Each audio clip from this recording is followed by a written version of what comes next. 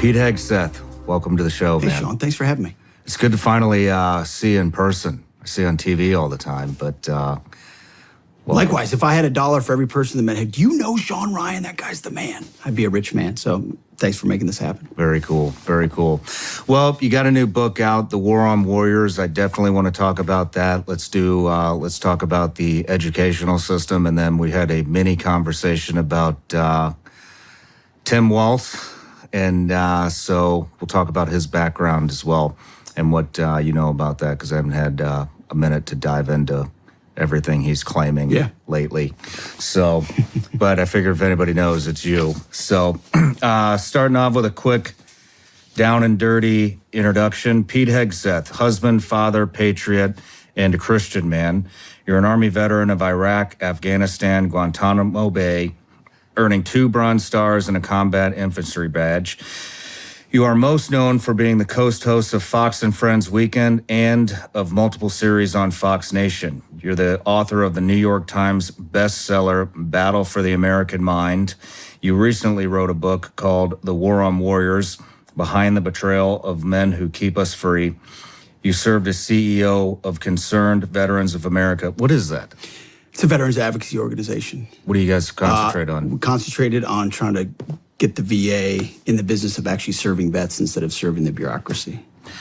Nice. Yeah. Are you guys making headway? Well, I'm not doing it anymore. The organization's still around. Yeah, we made some huge headway during the Trump administration. The Accountability Act and the Choice Act that he was a part of were, I don't know if I think it'd be pretty fair to say we were the brainchild of those behind the scenes, just pushing hard the idea that the VA doesn't exist to perpetuate its own bureaucracy by spending more money. The veteran should be at the center. And if you're a bullshit VA employee and you're jacking around on company time, you should be able to be fired just like anywhere else in life. So are they getting fired now? Mostly not. Hold on, let me think. No. Mostly not, because of course the bureaucracy fought against it in every single way. All the government unions came out against it, even though it was passed. It was used in some very narrow instances. But for the most part, especially under Biden, they've brought all the civil service protections against the law, by the way. The law states you can fire. They just choose not to, because even all the political appointees abide by the rules of the unions, and so they want to play nice.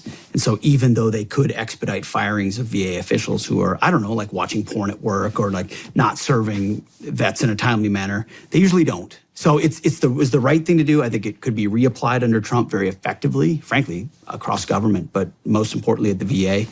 But in the hands of Democrats, they're not doing anything with it. Go figure. And you currently serve in the Individual Ready Reserve. Well, I did as of, not anymore. I'm out now. Congratulations. Yes. Congratulations. But, water's warm. Do you go, let's talk about the VA. Do you go to the VA? I do not. I don't either. No. Why do you think the bureaucrats are fighting so hard just to, like, what's the problem? Like, why don't they want to fix the fucking VA? Well, it's a permanent feeding trough.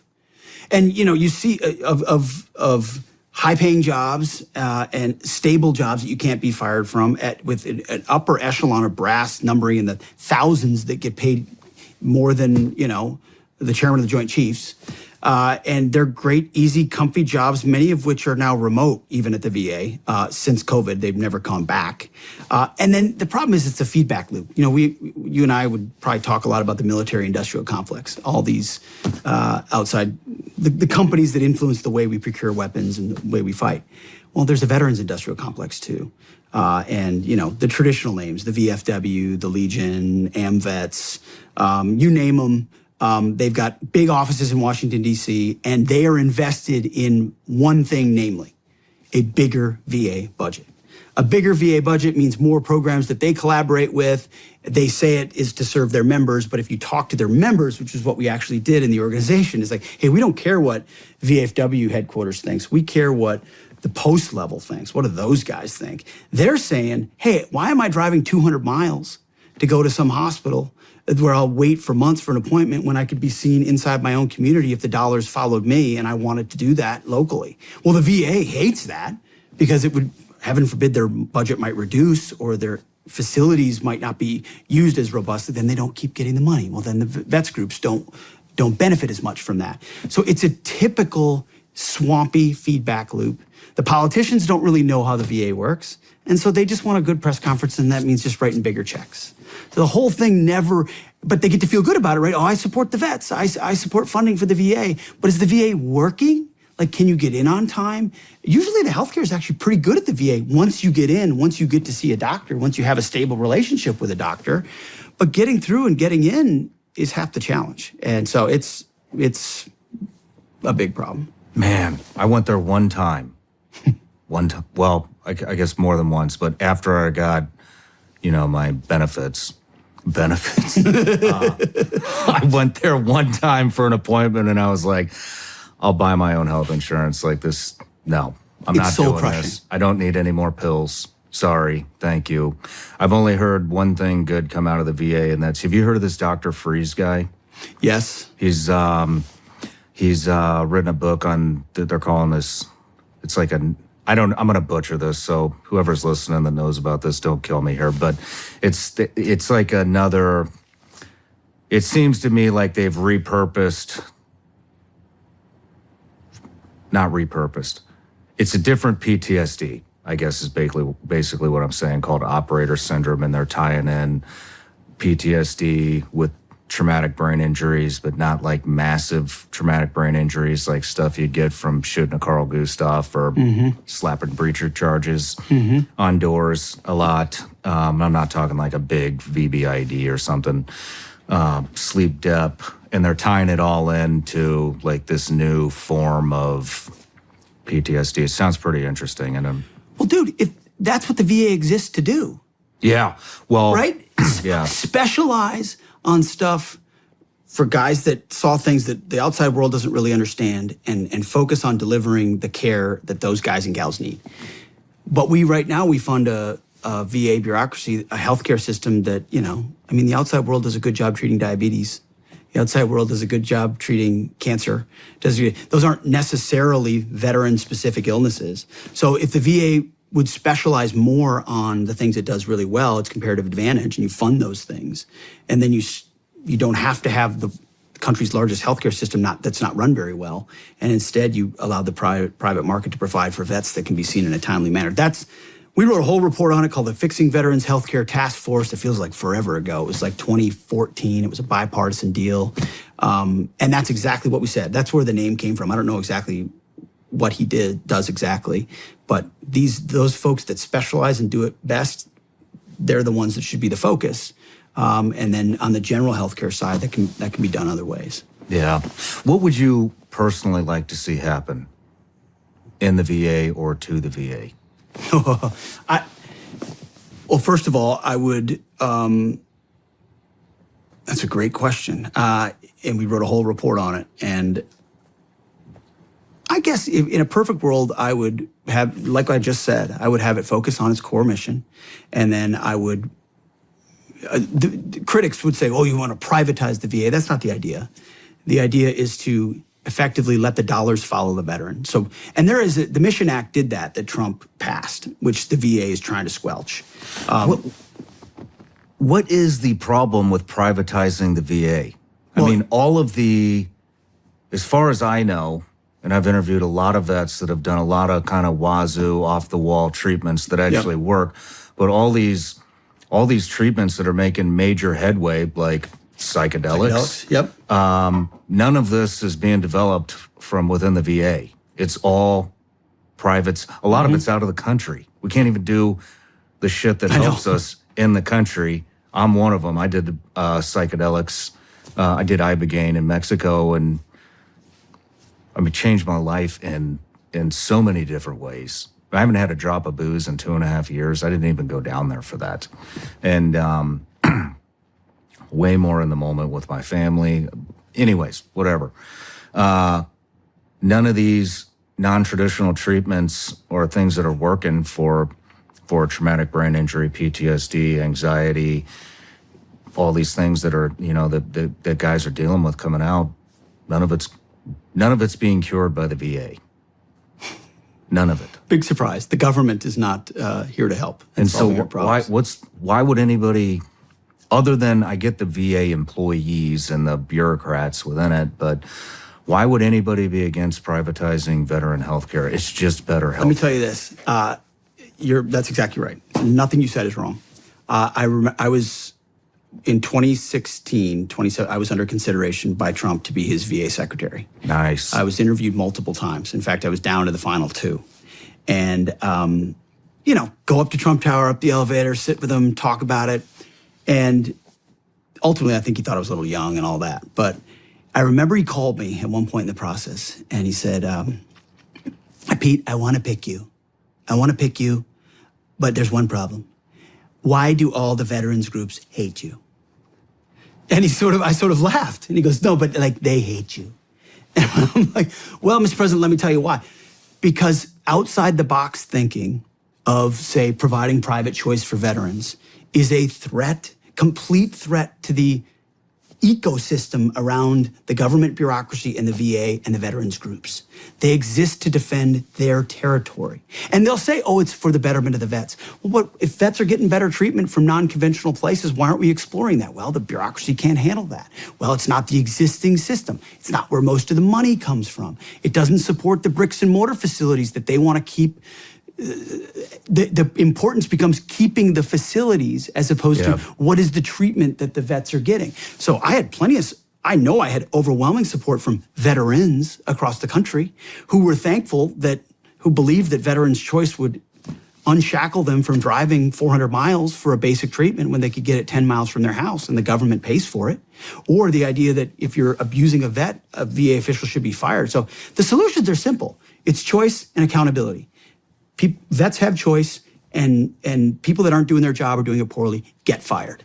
But government doesn't do either of those things. Yeah. And so if you're going to do that, you better be ready to go to the mat in a way that's uglier than I think people can imagine. Everyone looks at the veteran space and says, can't we get along? Can't we all agree that we love vets? Of course. Well, if we're spending more, the VA has the budget of the VA is twice the size of the Marine Corps. It's a massive Is it budget. really? Yes, it's huge. It's the second largest federal department in the federal government. It's absolutely. What's number one? The DOD.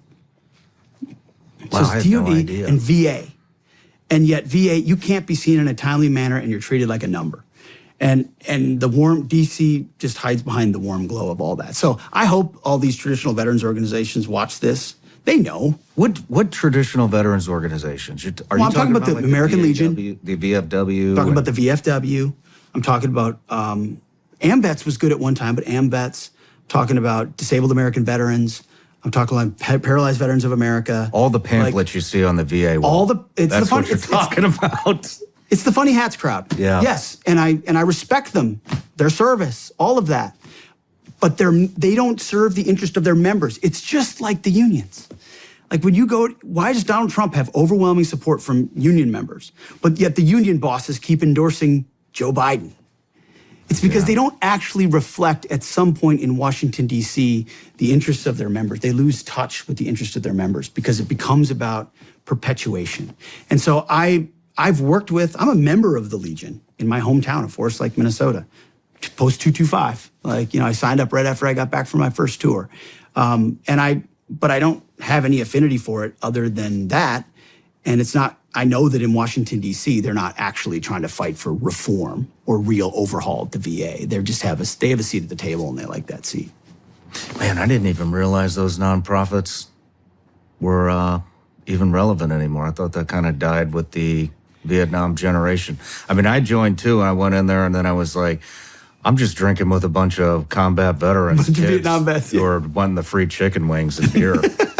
And then I never went back. But you're exactly right.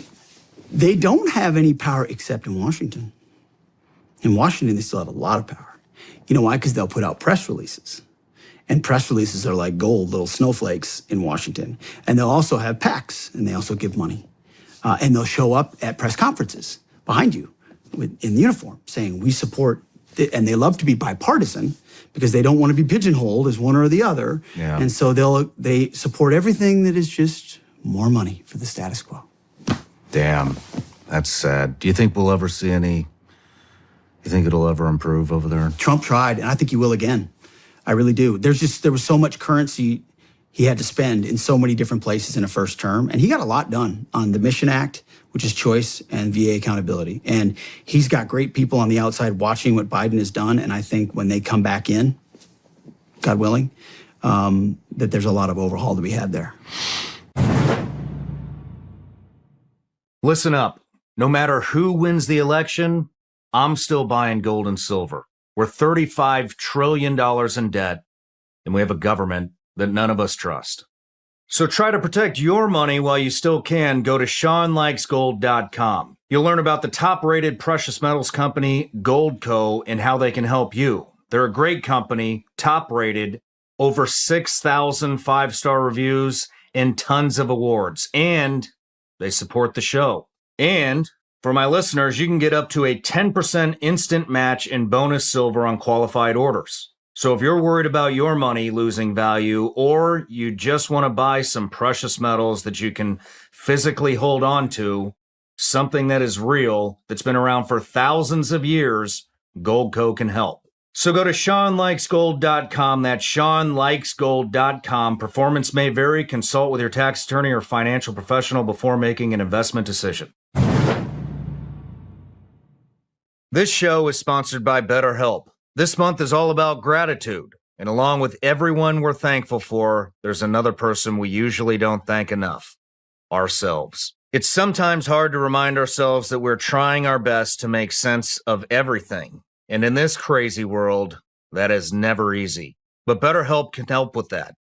Therapy can remind us to slow down and just take stock of how far we've come on our journey, and remind us to really take a look at ourselves and appreciate what we see. Therapy is helpful for learning positive coping skills and how to set boundaries. It empowers you to be the best version of yourself. It isn't just for those who've experienced major trauma. If you're thinking of starting therapy, give BetterHelp a try. It's entirely online. Designed to be convenient, flexible, and suited to your schedule, just fill out a brief questionnaire to get matched with a licensed therapist and switch therapists at any time for no additional charge. Let the gratitude flow with BetterHelp. Visit BetterHelp.com/SRS today to get 10% off your first month. That's BetterHelp, HELP.com/SRS.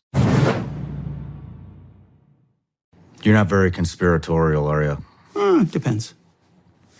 I can't go there. I just don't feel like it's in the government's best interest to help veterans. I mean, we cost money.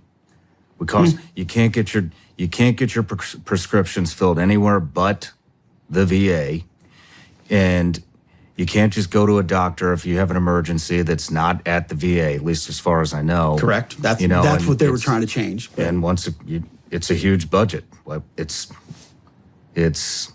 Why would they want to spend that money on guys like us who they don't need anymore? It's a fair point. You know, I don't trust them, Pete. No, I think you reflect. I mean, I don't know. Find me a vet who isn't in Washington, D.C. I mean, look at the oxy problem, the opiate problem. A lot of that was initiated by the VA. All they Here did you go. was hand bags of pills. Here's a grocery sack full of drugs. Hope you feel better. Mm-hmm. Maybe he'll kill himself, and then we can pull him off the books. Or maybe he'll kill himself in the VA parking lot. Yeah. Which has happened time and time again. Yeah. Because that's what, naively or basically, you would expect, well, I went to fight for my country. And at the very least, they could take care of me when I come home. And then they meet a brick wall of numbers, they're just a number. Nobody gives a damn. And it's too much. Yeah, that's even if you can get in. Correct. You know, most people can't even get in. But, all right, we've pounded the VA to a pulp here. It's one of my favorite things to pound. Yeah, me too. Everybody gets a gift on the show. You ready? Okay. It's my shameless plug. I knew this was coming. You did? Yeah, I did. Are you a gummy bear? I've seen it fan? enough. Absolutely. I would consider myself a gummy bear aficionado. Now, probably not as much as you, but I'm always looking for the softest, chewiest, best gummy bear. Those are it. I wouldn't eat those. Don't eat them 30 minutes before you go on the air, though. I'm just kidding. Are they those kind of gummy bears? No, they're legal in all 50 states. They're good to go. I'm going to try one right now. Well, they smell good. Yeah, I find that the generic ones are often the softest. They're good. Let me know what you think. Excellent. Not bad, huh? I didn't know you were in the gummy bear business, though. I am. But, well, let's move on to, I was going to save this to the end because this is what I'm most excited to talk about, but let's talk about the War on Warriors. Let's talk about the book. Where are you going with this? Well, the idea of the book, I would say, I wrote a book about education. I've written some books about politics. And it just didn't feel like the right time to kind of assess where we were in the military, especially after 20 years of more or less ongoing combat. And, it takes a while for the dust to clear and to get a sense of like, hey, what happened? But then things, under Obama, but really after Trump and then in Biden, you start to look around and you say, wow. And it happened really fast. It happened slowly and then it happened fast. You start to realize this institution that I love, that I gave so many years to, that you gave so many years to, and I say that humbly because I did far less than so many. I did my one little thing that as part of a bigger effort over 20 years. But this institution is going sideways. It doesn't, and you hear time and time again. Which institution? The Department of Defense, the military, the Army, pick your service. And it started with a central question, the book. Would I recommend my kids join the Army today or the military today? And that used to be an open and shut case for me. It used to be absolutely hell yeah. Like, I want my kids to have the kind of ethos where they would. We've got a blended family of 5 boys and 2 girls, so that's a real question. Oldest is 14, youngest is 7. Like, they're not that far away from having the opportunity to make that decision. Would I recommend that? And it used to be, of course I would. And over the last couple of years, it became clear, like, would I? I don't know. And you talk to more and more guys, and they're having the same, they're either a hell no, or they're saying, yeah, for the first time in my life, I'm in the family business. It was my dad, my grandfather, they all served, and I'm second guessing whether I want my kids to. And so the book kind of helped me figure that out. And the last chapter of the book is a letter to my boys about whether I would want them to serve. But, and I can lay that out, but I didn't write that chapter until the end. So I wrote the whole book, and then I was like, okay, I want to look at the depth of what's happening to our warriors, because it's not, the book isn't just how the military went woke. There's plenty of those examples, and we feature them prominently on Fox, and you've seen them, and just the nonsense. The deeper question is, how did the military allow itself to go woke?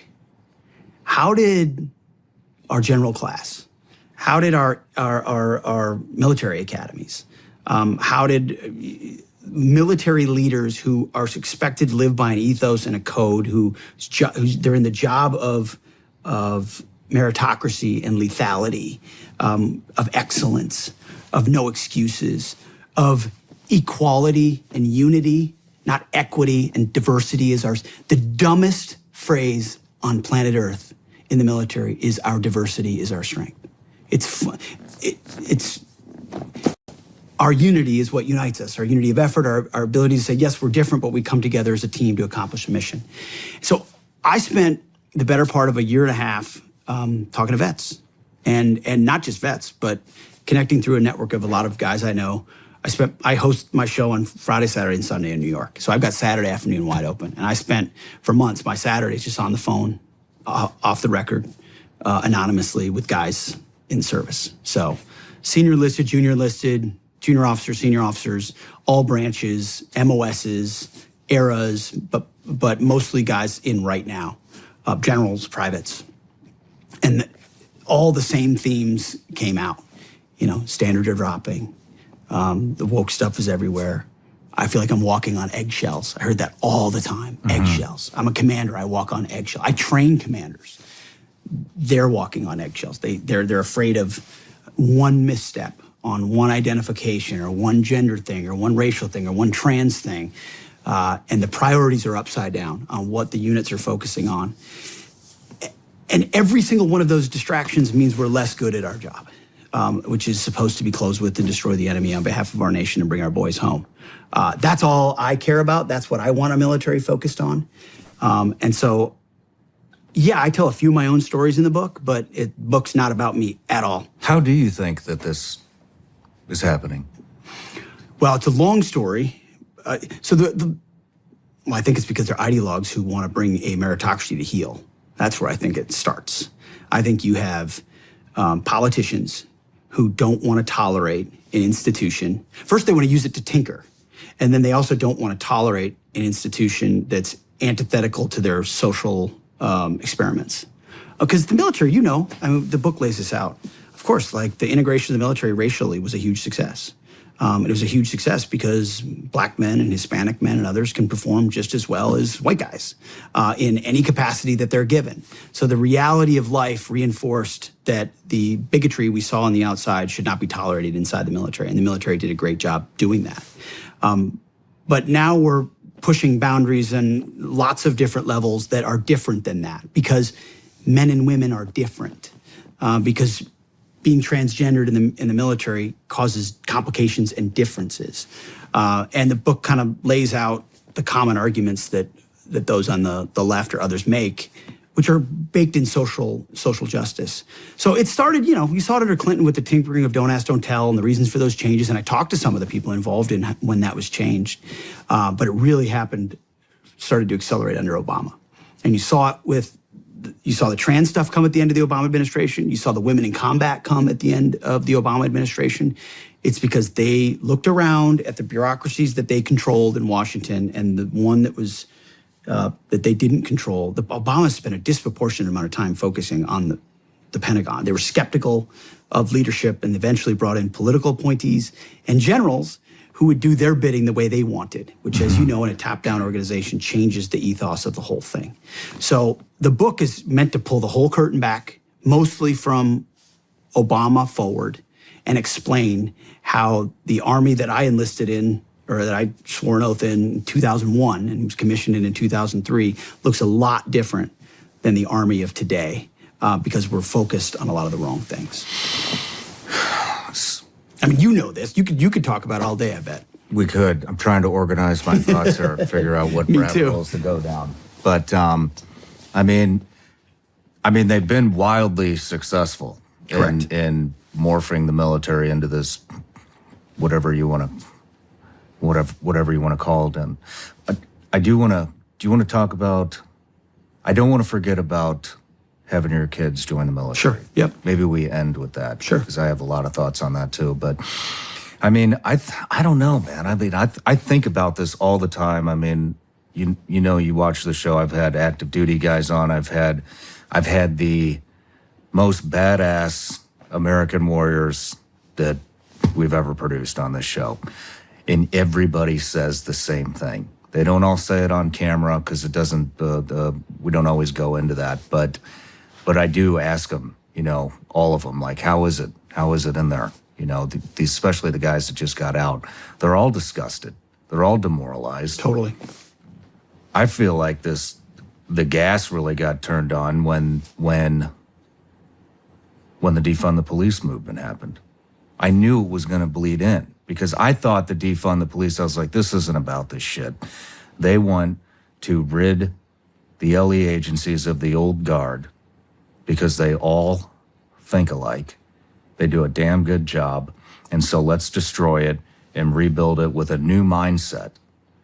And that happened. I think that happened. Do you think it happened? Yes, I do. I mean, if you look at the back cover of the book, it says, I joined the Army to fight extremists in 2001. 20 years later, that same Army labeled me one. Yeah. So I got out because, and I can tell the story or not, but I was deemed an extremist because of a tattoo by my National Guard unit in Washington, D.C. And my orders were revoked to guard the Biden inauguration. But all of this, so you have what happened with George Floyd. What a punishment. I know. It's actually, you put it that way, you're exactly right. You're exactly right. But you had the George Floyd riots, and then I was also in the DC Guard during what happened in front of the White House. You remember the insurrection that no one calls an insurrection outside the White House when they, burned the church down and got to the gates of the White House. I was there the second night through the fifth night of all of that. I was a 04 major holding a riot shield because they didn't have enough guys. So we were just out there doing our thing and explain a little bit about that. That happens. Then January 6th happens. And both of those moments become pretenses for the DOD with political appointees who've long since been burrowed in and generals who are all in for the politically correct agenda. They maybe kept their head down during Trump because he didn't want to hear about it. Guys like Milley, guys like Austin, they were right there waiting in the wings, ready to go. And once the combination of Floyd and January 6th happened, they went all in on DEI and CRT and transformation, focusing on patriot extremism. We talk all about that in the book. You know, Gadsden flags are signs of radicalism. Get the bumper sticker off your car. A Jerusalem cross tattoo, which is just a Christian symbol. Is that this is the one? Is that the tattoo? Yep, right here. This one is what got me disinvited, or I'd never had orders revoked before. I mean, listen, it's a standard deal. You remember after January 6th, everyone was in Washington, D.C. Like Nancy Pelosi had the parking garages full of National Guardsmen. The fence was up.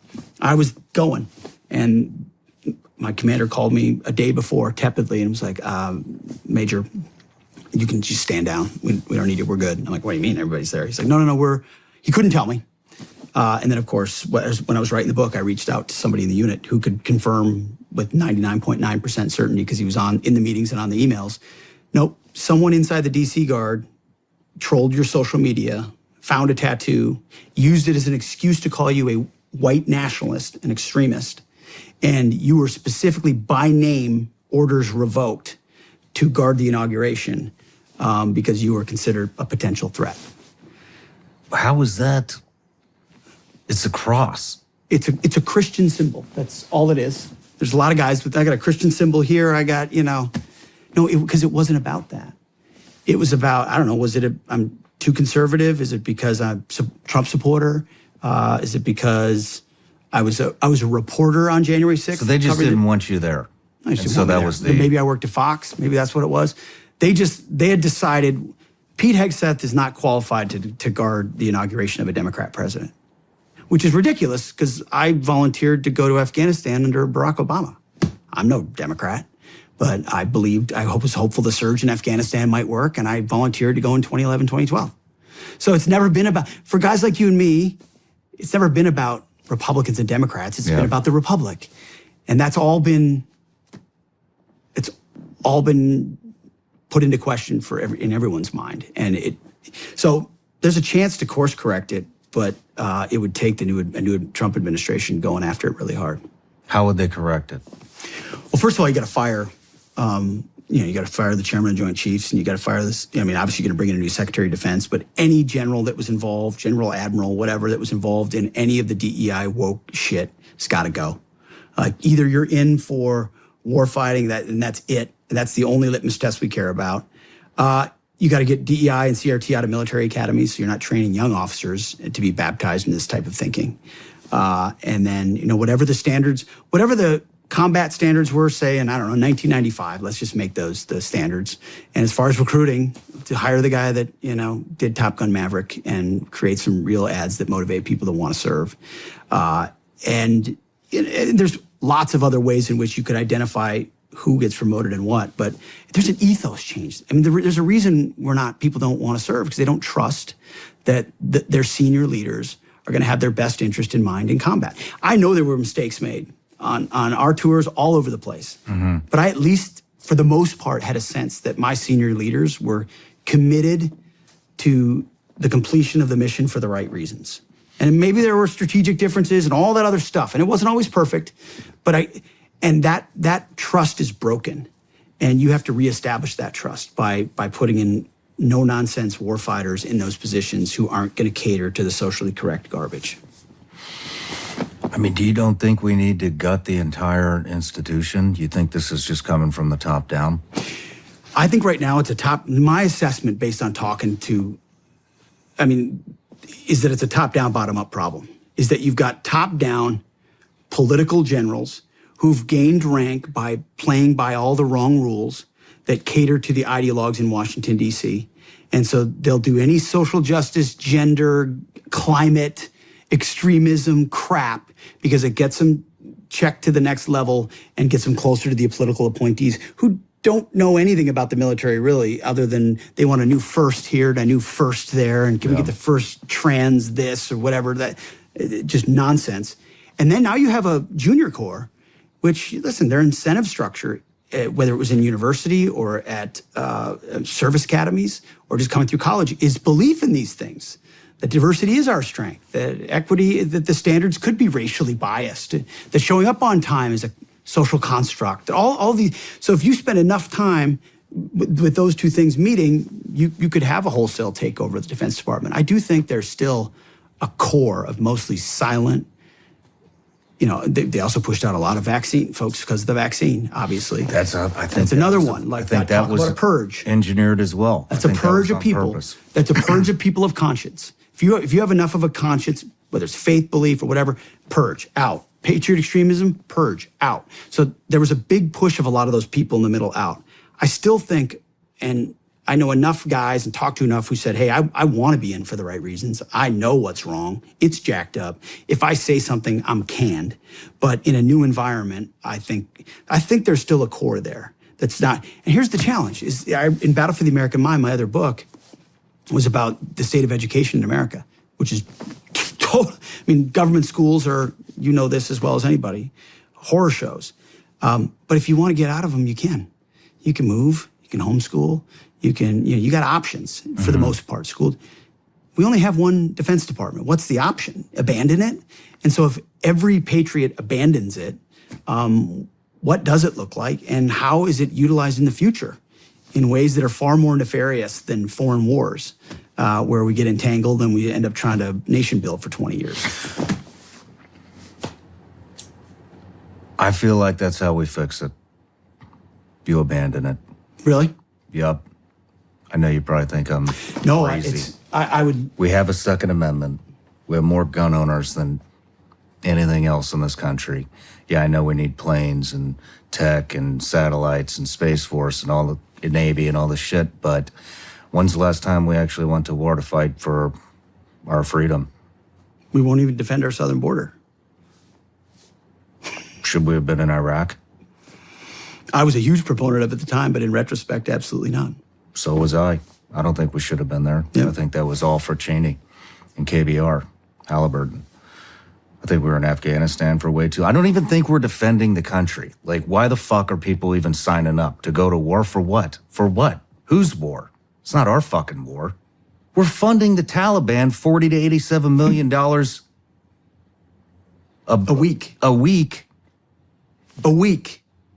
They run the government over there. They're making passports for these guys, legitimate passports for these guys. They fly them all over South America and Central America. They funnel up through the southern border. You know, it's not a fucking conspiracy. It's real. And like, so what are we going to use our military for? For Ukraine? No. So why would anybody sign up? What are you defending? What are you defending? It's a great question. I mean, I think and that's why I reserved judgment to say, I want to know what the world looks like in 4 years when you're 18. And if they do lose all the patriots, they have to change something because they have Or no do one. they? Or do they? Or Maybe would you're they? right. Or Maybe would they you're right. conscript? Maybe you're right. Or would they bring in pathway to citizenship, conscript? I mean, I think DC will find a way. And it may be ugly, and so I share all of your skepticisms about that. I've been a recovering neocon for 6 years now. Like, the foolishness with which we ricocheted around the world, intervening, think it was in our best interest, when really we just overturned the table and created something worse in almost every single scenario, has led to the hubris of the Pentagon is that they want to now tell other countries how to do counterinsurgency based on what we did in Iraq and Afghanistan. Like, are you kidding me? So you really have learned nothing. Okay, nothing. So yeah, you're right. The trust there that our political leaders or our generals would have our best interests in mind is totally broken. It's totally broken. I acknowledge that completely. And the last thing I want is my son deploying to the Donbass to defend Eastern Ukraine. Mm-hmm. I'm with you too. At the same time, I'm fearful of what happens when the institution gets abandoned completely. And maybe it feels like the public school argument, like, hey, if we take all the Christians and people of faith out of public schools, then they're really going to go, yeah, but you got to save your kid, right? And I'm going to save my kid. And that's the view. It's just there isn't an alternative right now to the United States military. Mm-hmm. There just isn't. And I don't want to lose patriotic influence over that. So my prayer, because if Donald Trump doesn't win and Kamala Harris is the commander in chief, what's happening inside our military is going to go on another level of warp speed. Mm-hmm. And you're going to see even more guys retiring, guys and gals retiring, and even more of the DEI woke focus, and it's going to continue to spiral.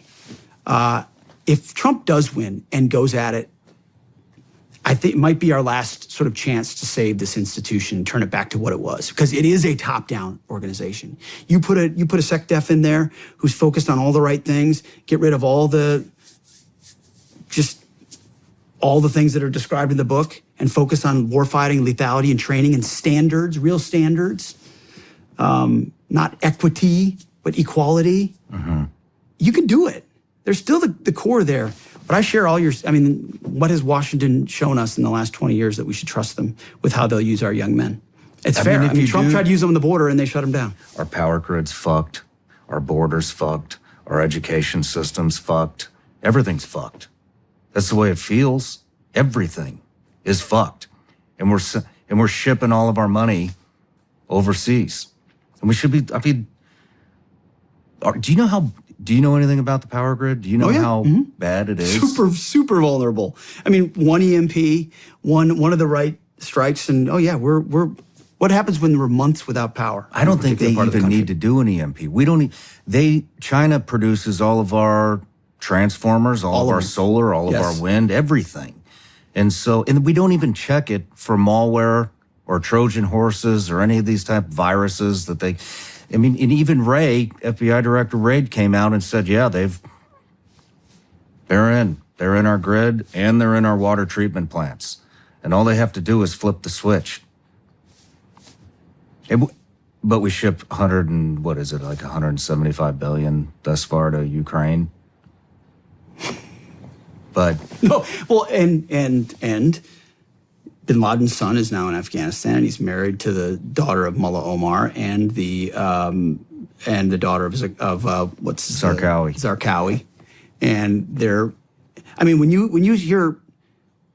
the FBI director is saying that the dashboard is flashing red and smoking, he's not doing it because he's doing it because he's covering his ass. He knows something's coming at some point, and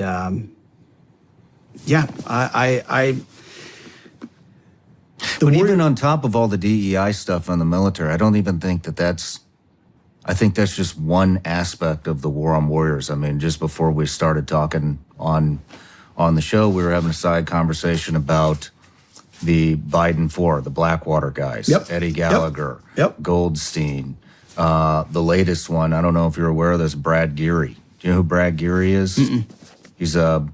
He's a naval captain. He was in charge of Naval Special Warfare Training Center.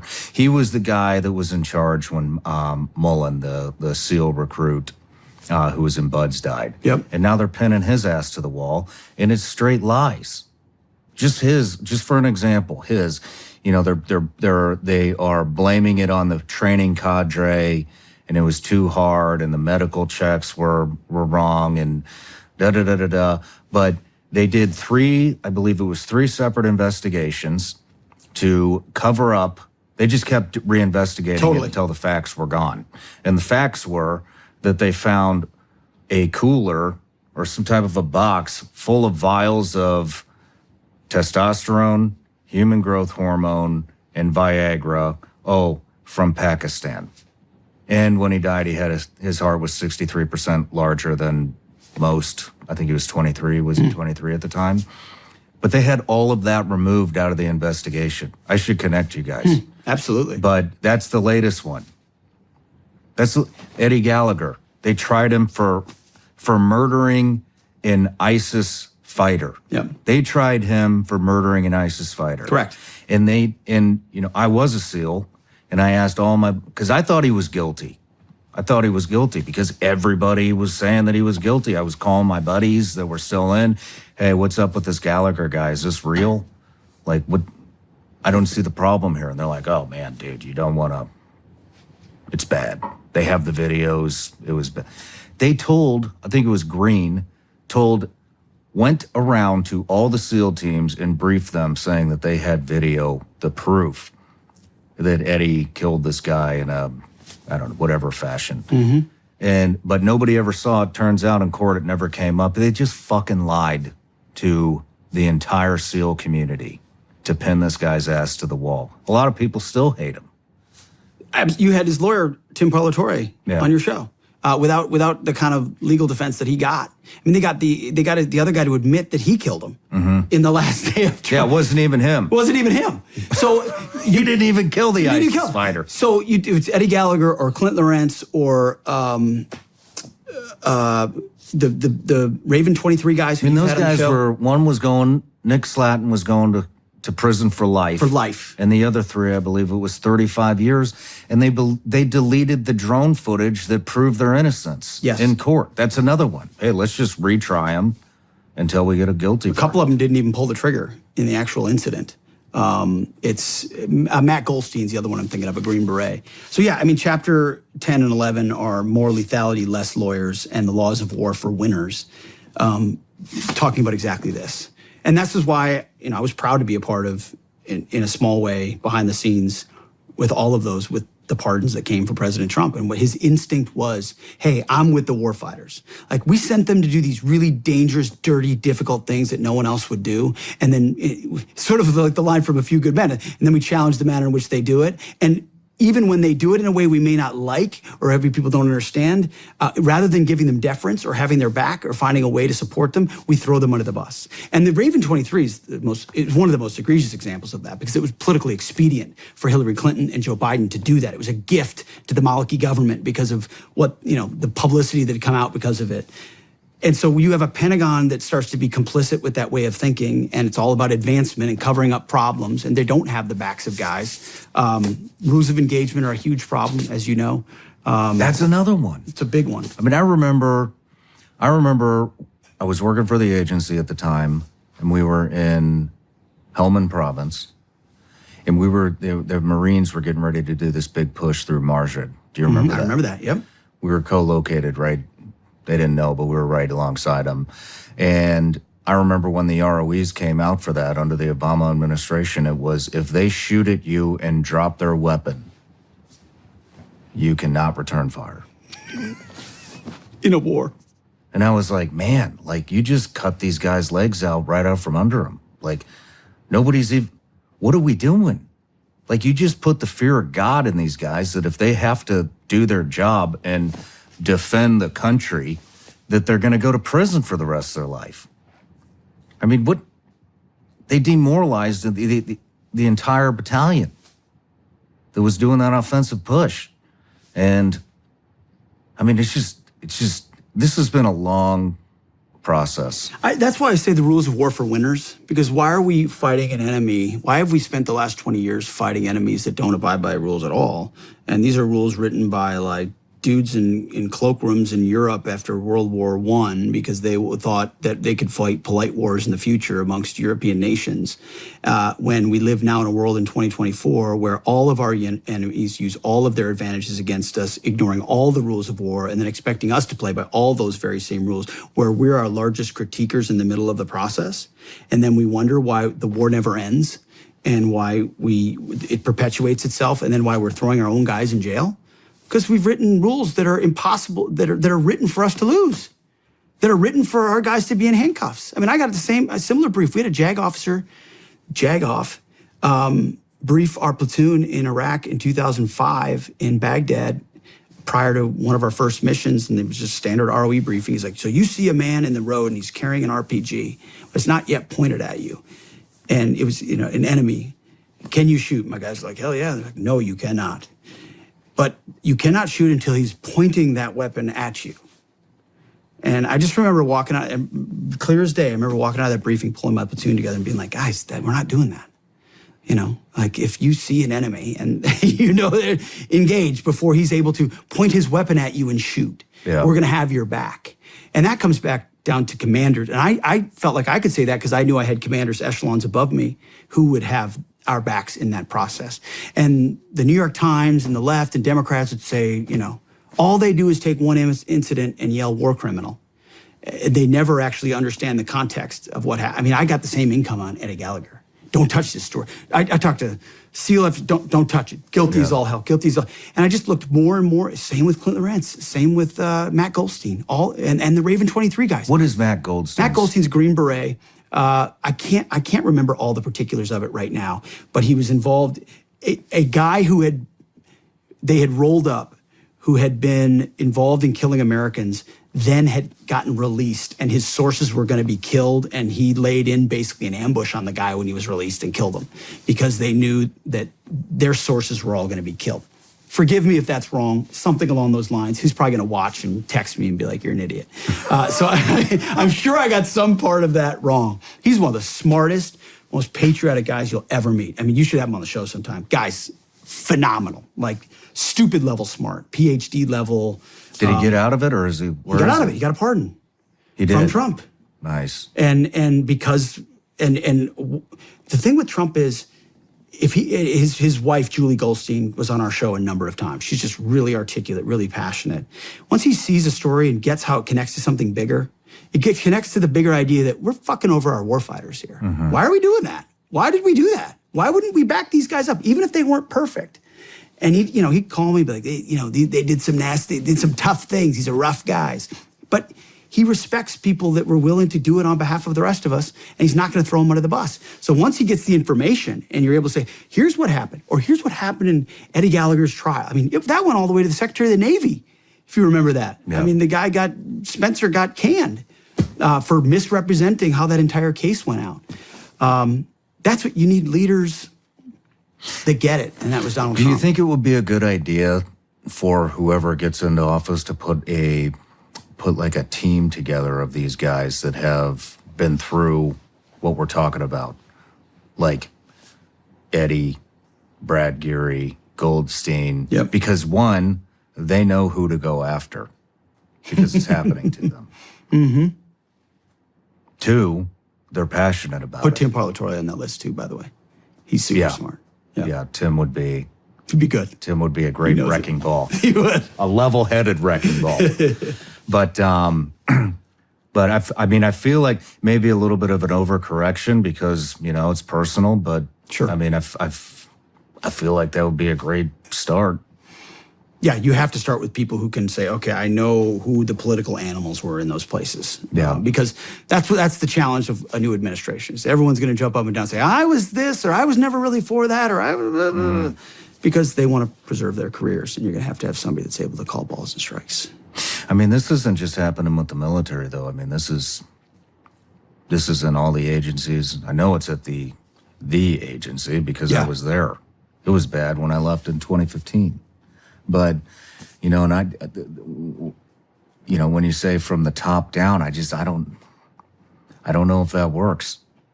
I don't know about the academies, what they're teaching. Well, you'd have to change the academies too, right? So that's where you have to change both sides of that squeeze. Mm-hmm. You have to, admission standards, overall standards. I think a huge one is women in combat and quotas. I think the way they pushed that under Obama in a way that had zero to do with efficacy, zero to do with lethality and capability. You don't like women in combat? No. Why not? I love women service members who contribute amazingly because everything about men and women serving together makes the situation more complicated, and complication in combat means casualties are worse. Mm-hmm. And when you actually go into the hood, again, and I got response. I've got 99% positive response to this. A little bit of pushback. But when you actually break down what they did in the studies to open the door for women in combat, they just ignored them. Mm-hmm. So the Marine Corps was the only service that actually tried to fight back and say, and now obviously I'm exempting special operations, which thus far has held the line fairly well. Because if they were lowering the standard to become a Navy SEAL, just to let women inside the Navy SEALs, that's going to change the capabilities and ethos of the Navy SEALs, except for a very small example of some, female super soldier who's capable of doing it. But because of how Washington works, they're going to change the standards. They're going to push for quotas. We have numerous quotes in the book of, these standards aren't changing. They're just evolving. Okay? They're just evolving. Okay. To meet the needs of today. They're not getting tougher. They're not getting tougher. No. So they're getting lower average. Take someone like Milley. I mean, he was calling down to individual units to make sure they had female company commanders after they graduated from Ranger School. Like, what's the chairman of the Joint Chiefs doing pushing company command slots for? It's all an agenda. It's all to say, oh, we have this first, or we have this, that. So that's proliferated everywhere. The reason women started getting in combat is because of forward support companies, and they were, we were integrating a lot of the rear echelon activities into BCTs, brigade combat teams, that were now deploying forward as an entity. And so you had women truck drivers or fuel or mechanics on these convoys in Iraq and Afghanistan, and then they'd be ambushed or hit by IEDs, and suddenly now you have women in combat. That's maybe a modern reality in a 360 battlefield. That's different than intentionally saying, we're going to put women into combat roles so they will do the combat jobs of men, knowing that we've changed the standards in putting them there, which means you've changed the capability of that unit. And if you say you haven't, you're a liar, because everybody knows between bone density and lung capacity and muscle strength, men and women are just different. And so if you want to, I'm okay with the idea that you maintain the standards where they are for everybody. Mm-hmm. And if there's some, hard-charging female that meets that standard, great, cool, join the infantry battalion. But that is not what's happened. Yeah. What has happened is the standards have lowered, because the general comes by and asks a question. You know what questions are when generals ask questions. They're just a command. Lieutenant or captain or major, why aren't there more women in your unit? That means get some more women in your unit now. And that moves all the way through the training pipeline. And so I'm surprised there hasn't been more blowback on that already in the book, because I'm straight up just saying we should not have women in combat roles. It hasn't made us more effective, hasn't made us more lethal, has made fighting more complicated. Most of them actually a lot of them are pushed, I shouldn't say most, but many are pushed into a combat track because they're so highly capable. But if they had their first choice, it probably wouldn't be that. An 11 series job, armor or infantry. So, the Marine Corps did the study, and integrated units, meaning male, female, did drastically worse than all-male units. And Ray Mabus, who was the Secretary of the Navy in 2015, said, oh, fuck your study. We're doing it. Because that's what the Obama administration wanted. And everything else changed.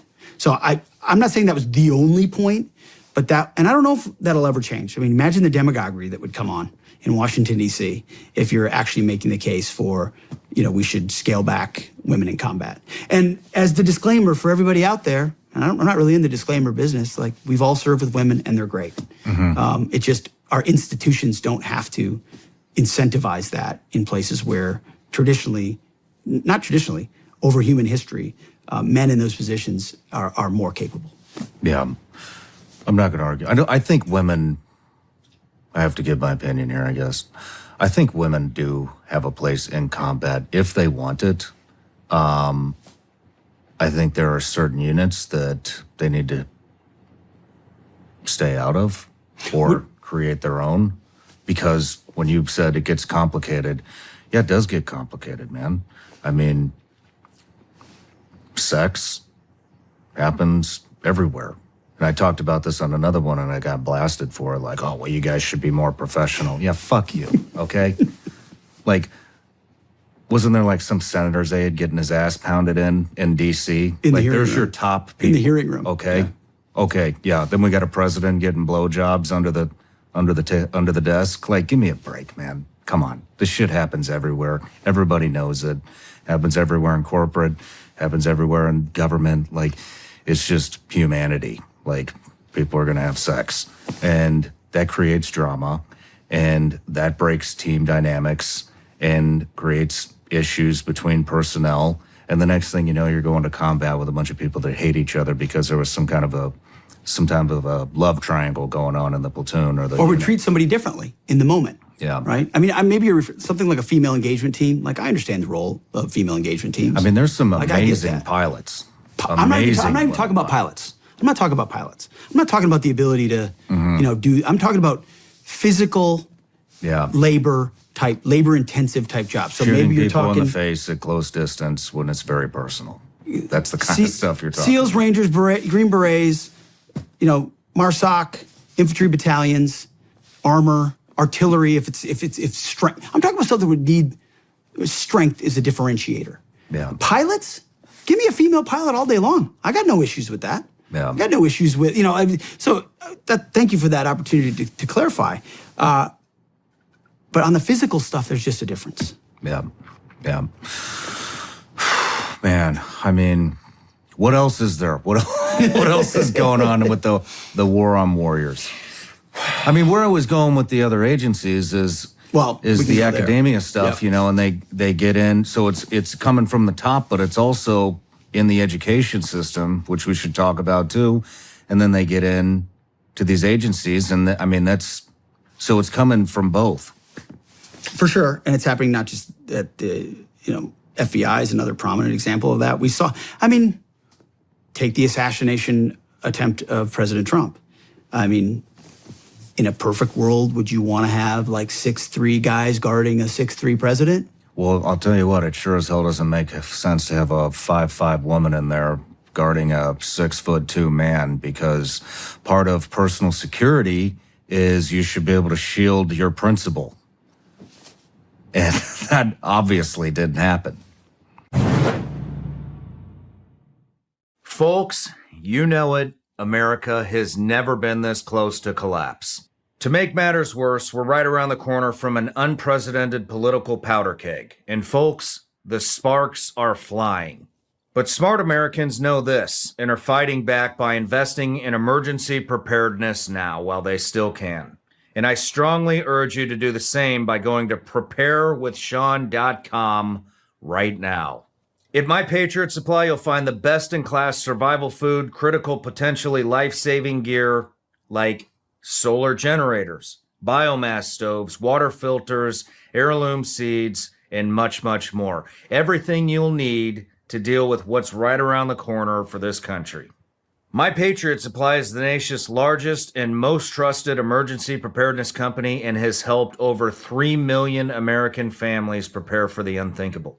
Their famous delicious food kits, which are packed in ultra-durable, heavy-duty pouches, deliver over 2,000 calories a day and can last up to 2.5 decades in storage. Plus, your essential supplies ship lightning fast, which frankly these days could make all the difference. Order by 3 p.m., and your supplies will ship that same day in discreet, unmarked boxes. Go to preparewithshawn.com right now so you can join the ranks of the elite Americans who are ready for what's coming. If you're like me, health and wellness is extremely important to you. But how do you know who to trust when it comes to the supplement industry? We have all these companies. They pop up every other day. They're all selling snake oil. How do you know who to trust? Well, here's the most important question. Who wants to take the biggest, most massive shit of your entire life? Bubs is a company I've used and trusted for a long time. They make great products, have rigorous quality standards, and they are a long-time supporter of this show. And they have the recipe for the biggest shit of your entire life. I love their collagen peptides. This isn't just any collagen. It is a benchmark of trust and performance. It's crafted with integrity and backed by NSF for sports certification, giving you their assurance of its purity and potency. Bubs collagen peptides help support your joints, help enhance recovery, and help revitalize your hair and skin. And yes, it will help you stay regular. Bubs was founded in honor of Navy SEAL Glenn Bub Doherty, And every product supports veterans with 10% of all profits going to help military men and women transition back into civilian life. And now for the recipe for the biggest and best shit of your entire life. Bubs collagen peptides mixed with Bubs apple cider vinegar gummies. And you have a recipe for success every day. Bubs collagen peptides. Bubs apple cider vinegar gummies. Ready to upgrade your life? Visit bubsnaturals.com today and use promo code Shawn for 20% off your order. bubsnaturals.com/Shawn. So what's happening there? I mean, that's common sense 101. Whereas because standards and capabilities have been subordinated to agendas. Yeah. Been subordinated to quotas. And the other one that's crazy that I heard more about than I thought is the transgender stuff in the military. Yeah. Probably don't see it very much in special operations, but in conventional units. I mean. Oh, no, you see it. Really? I mean. Yep, I have a bunch of buddies in 10th group that talk about it. Awesome. Right here in Awesome. Tennessee. Because almost everyone I talked to, I said, oh yeah, our unit's got, this person is the trans. And so we have to do this additional training all the time. And there's all this, everyone's kind of has to be really careful about what they say. And in many cases, they're sort of like the DEI director inside, their equity director inside the unit, which you've basically taken the DEI concept inside a lot of these military units. And I don't know exactly what level if it's at the battalion or the brigade level, but you've inserted that decision-making, kind of an HR process, which undermines the commander also, because the DEI advisor, can do no wrong. And so the assessments of the unit's diversity and capabilities, it's just, and then transgenders. I mean, the idea that, do you remember, I don't know, if you go through your MOB station to deploy, if you had a Cat 4 dental, they pulled your tooth because you can't be out in the field with a major, dental emergency, but there's no dentist. And so I deployed with a lot of guys who were like, oh, because they just had a tooth pulled and they had to. Yet we're now allowing people who used to be men or women join, and then after that we pay for medical or physical transitions to another gender, which by definition makes them non-deployable and non-trainable because they're, and the same thing with asthma medication or inhalers. Like when you're in basic training, you can't have an inhaler when you're doing your exercises because you can't count on having an inhaler in a combat situation. Well, if you're medically dependent on drugs to maintain your gender or a particular balance of chemicals inside your body, you're by definition non-deployable. And so they'd have soldiers who can't train, can't deploy, have been on the books, and yet everyone has to be careful about what pronoun you use with them. Yeah. That has nothing to do with how effective a unit's going to be. And yet so something like that should be banned on day one in a Trump administration. We're not doing and he did that. It got immediately reversed under Biden. Things like that, because it's a top-down, I'm not saying top-down is the only way that works. I know that. I know that you top-down things and people can ignore it and they can maneuver it and they can work around it. I just think there's enough of a core inside the DOD that if you push top-down and then you change the way you do basic training and the way you do recruiting and the way you do the military academies, you have a fighting chance to restore an ethos. Now, that doesn't say anything about how the politicians will use that military in the future, which they have a horrible track record of, but institutionally, you at least have a chance. Maybe. Possibly. What are we missing? DEI stuff, prosecuting our guys for doing their job. Yep.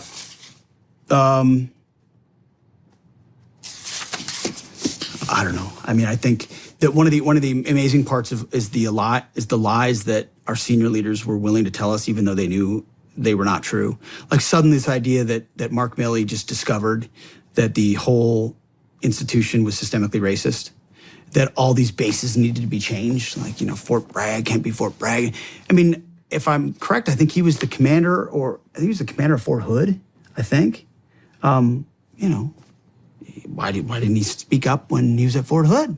How could you possibly command at a base named after a Confederate and not say something? So what are you, complicit? But now suddenly after George Floyd, to your point, after defund the police, it became faddish to insinuate that the military ranks are infected with racists. That it's all these white nationalists under the radar with tattoos just waiting to pop up. And ultimately, on the recruiting side, what you've done is you Bud Lighted yourself. You basically, we'll get to that in a second. But what they knew in the process is it wasn't true. So when the Army and the whole military got around to actually doing the studies of, extremism in the ranks, the number of extremists or racists writ large in our country is there's like 7% or whatever. Maybe I'm wrong. Inside the military is like 0.07%.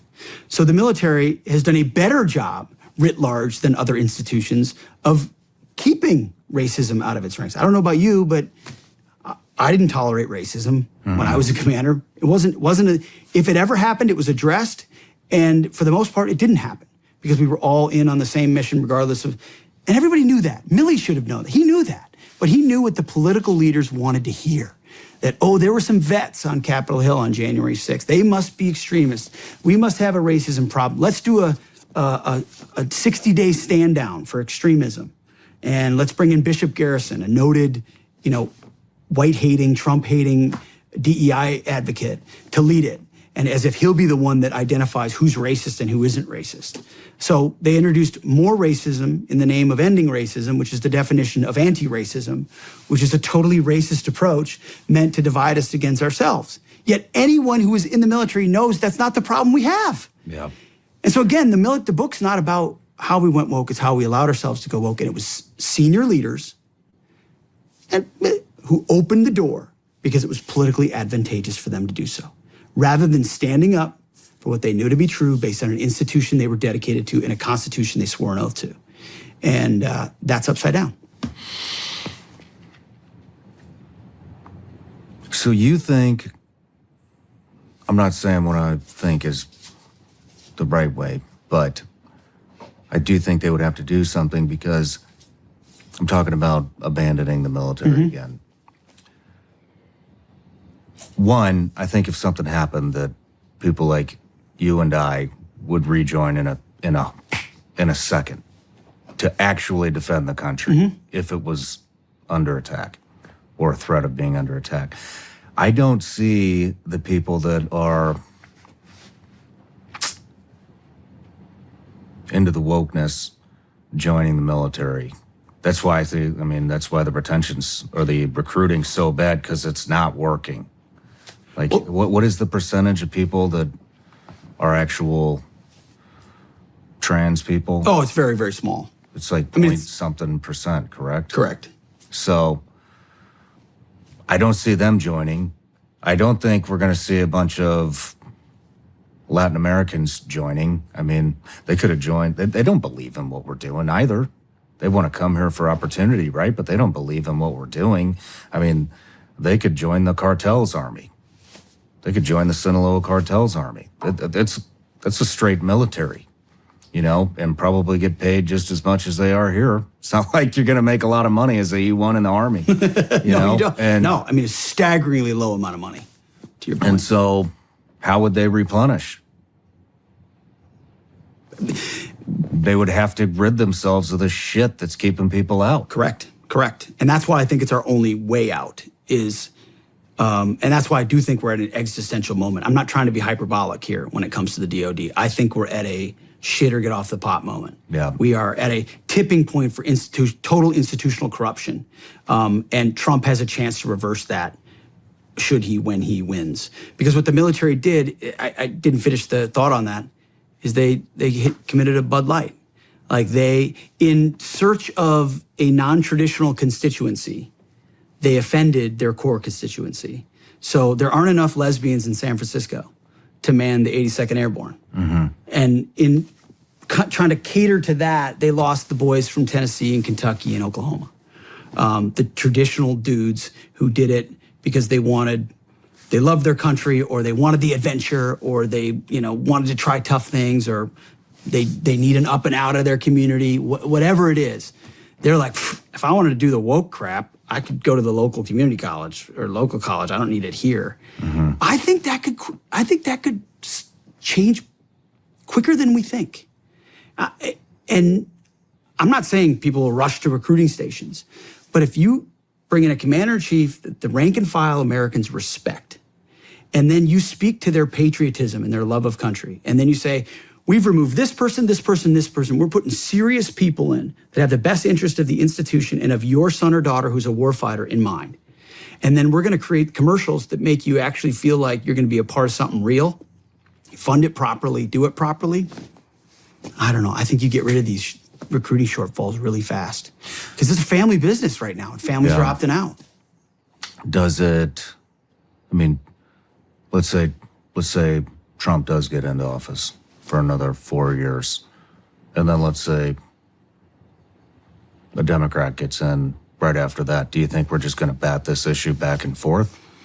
Or Probably. Do you think it needs to fall hard so that everybody learns the lesson? If you do this, this is what happens. We've seen it. Recruiting's gone, retention's gone. Like, this is what happens. I think what falling hard looks like, and I wish this in no way, and I hope it never happens, falling hard will be when the American people have this gigantic assumption about the capability of our military, and when we have a moment where it's laid bare before us that it's become a hollow structure of itself. That, name your historical example, but somewhere around the globe where we are expected to overperform, where our military tragically underperforms. And there's a collective sense that our collective defense is not what it was. And people start looking around and asking why. And then you start to address training for shortfalls and standard shortfalls and all the other ways in which we've lost our way. I hope it doesn't. I mean, even then people might not recognize it. But I actually think an institution, quote unquote, falling at this point, it feels really far off. It just feels like it'll become an anemic shell of itself. Yeah. It'll be an anemic shell of itself, totally politically attuned, and they will conscript as necessary to meet.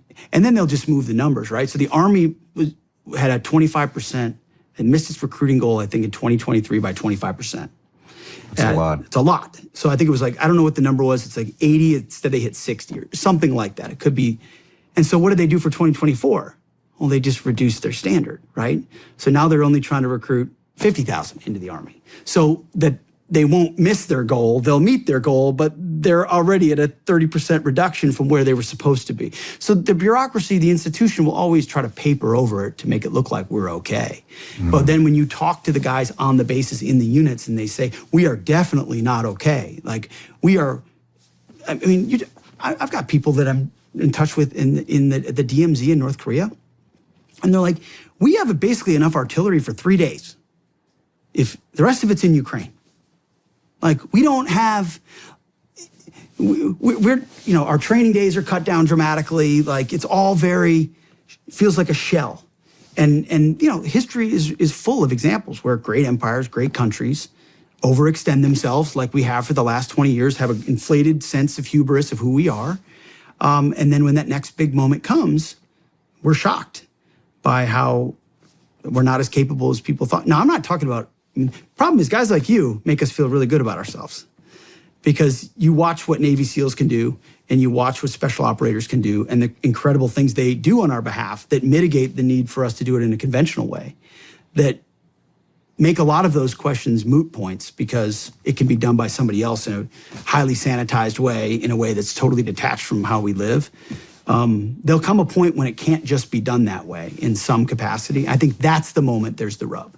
It's not as much the capability of our special operators. And you could speak to that much better than I could. It's force on force conventional. It's China. It's China. It's Russia. Or it's Russia, or it's some massive internal attack that happens because our border's been wide open. Yeah. For sure. I think it hasn't happened yet because we're weakening at a pace that nobody's seen before. I mean, we are just going like this. And so, and I'm sure you're familiar with war games and simulations.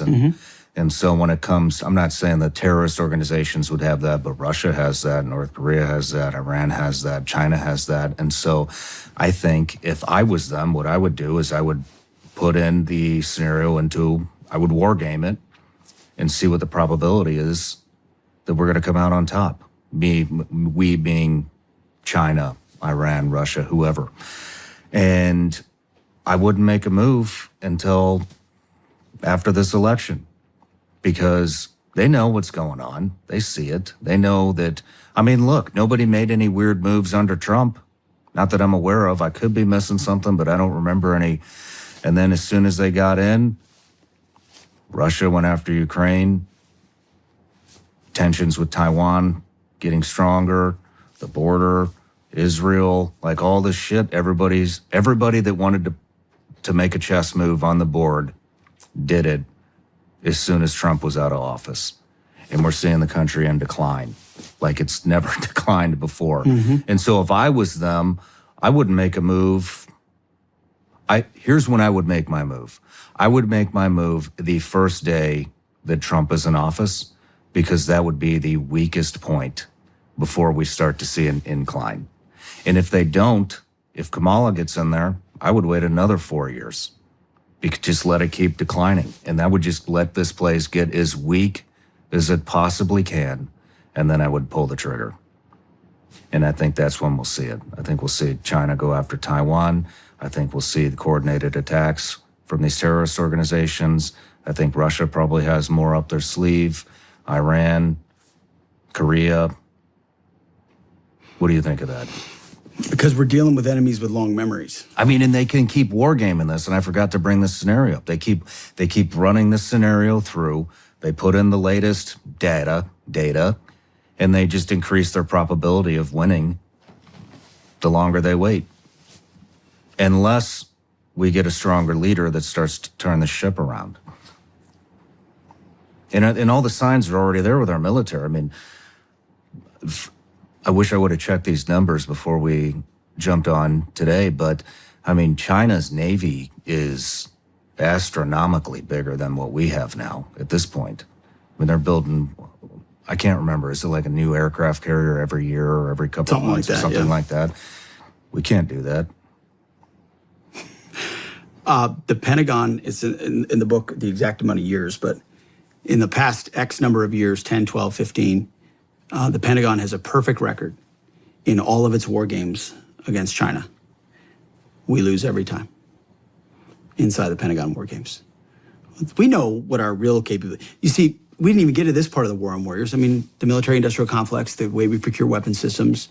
We're always, the way our system works, the way our bureaucratic system works, where the speed of weapons procurement works, we're always a decade behind in fighting the last war. Whereas China, we have, what did Rumsfeld say? You go to the war of the army you have. We have the army. China's building an army specifically dedicated to defeating the United States of America. That is their strategic outset. Take hypersonic missiles. So if our whole power projection platform is aircraft carriers and the ability to project power that way strategically around the globe. And yeah, we have a nuclear triad and all of that, but a big part of it. And if 15 hypersonic missiles can take out our 10 aircraft carriers in the first 20 minutes of a conflict, what does that look like? Yeah. I mean, and if they've already got us by the balls economically, which you pointed out very well, with our grid, culturally, there's plenty of elite capture going on around the globe. I mean, and then microchips and everything. Why do they want Taiwan? They want to corner the market completely on the technological future. We can't even drive our cars without the stuff we need out of China these days. I mean, they have a full spectrum, long-term view of not just regional but global domination, and we have our heads up our asses. Yeah. And that's the terrorist threat of our border. By the way, China probably has more people here, as many or more than these terrorist organizations planted. You know what they're doing now? They have all these crypto scams. They're trying to suck all the money out of the country now. So they have all these crypto scams going on, and people are falling for it. And I'm not talking like chump change. I'm talking millions and millions of dollars. They come around, and basically what they do is they try to get you to invest in Bitcoin type crypto stuff. And they'll be like, hey, Pete, give me 15 grand. I'll turn it into 45 in 2 weeks.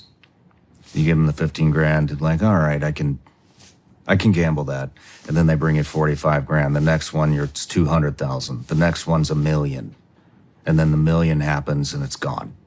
And so they're funneling all the cash out of the country. This is a big thing that's happening right now in this county. I just got briefed up by I'd the not heard that. County Sheriff's Department on Interesting. this. Yep. And this shit's, I think they just did they tracked a guy all the way to Vegas who was just bouncing from state to state to state doing this, and picked him up. And it's happening all over the place. They really have us from just about every angle. And they have a grand plan and a grand strategy to, they believe the whole 20th century was anti-Chinese. The whole the whole security architecture from NATO to the World Bank to everything exists to serve America's interests, which in some parts they did exist to serve the interests of the winner. All those institutions, of course, have been totally corrupted and all of that. But originally, they were meant to create a strategic architecture that reinforced the dominance of the West. So they reject all of those things.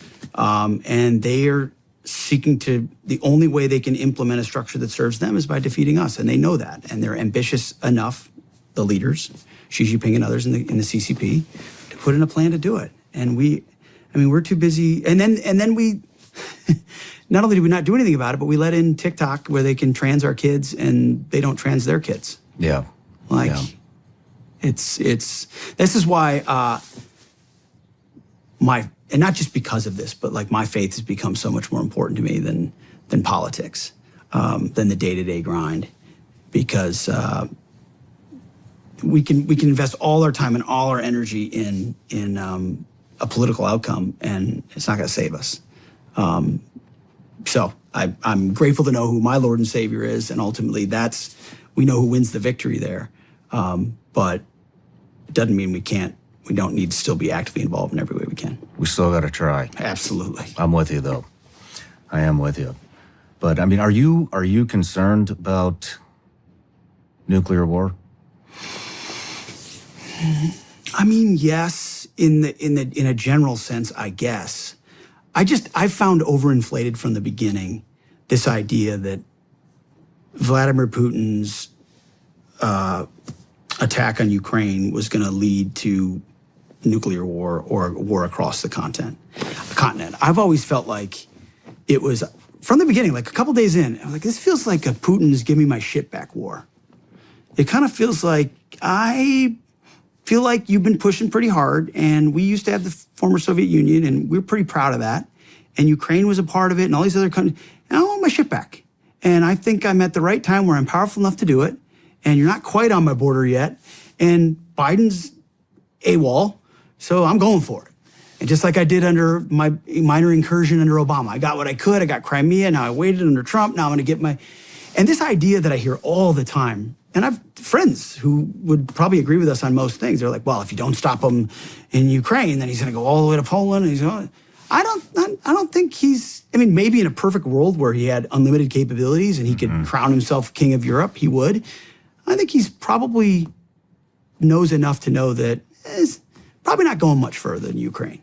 And I don't think he's a suicidal maniac who's hell-bent on bringing in Armageddon through nuclear warfare.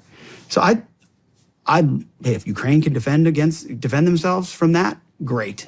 But I don't want American intervention driving deep into Europe and making him feel like he's so much on his heels that then he does have to, because early on he was talking about nukes. If you remember, there was this, we have to use nuclear weapons here or there.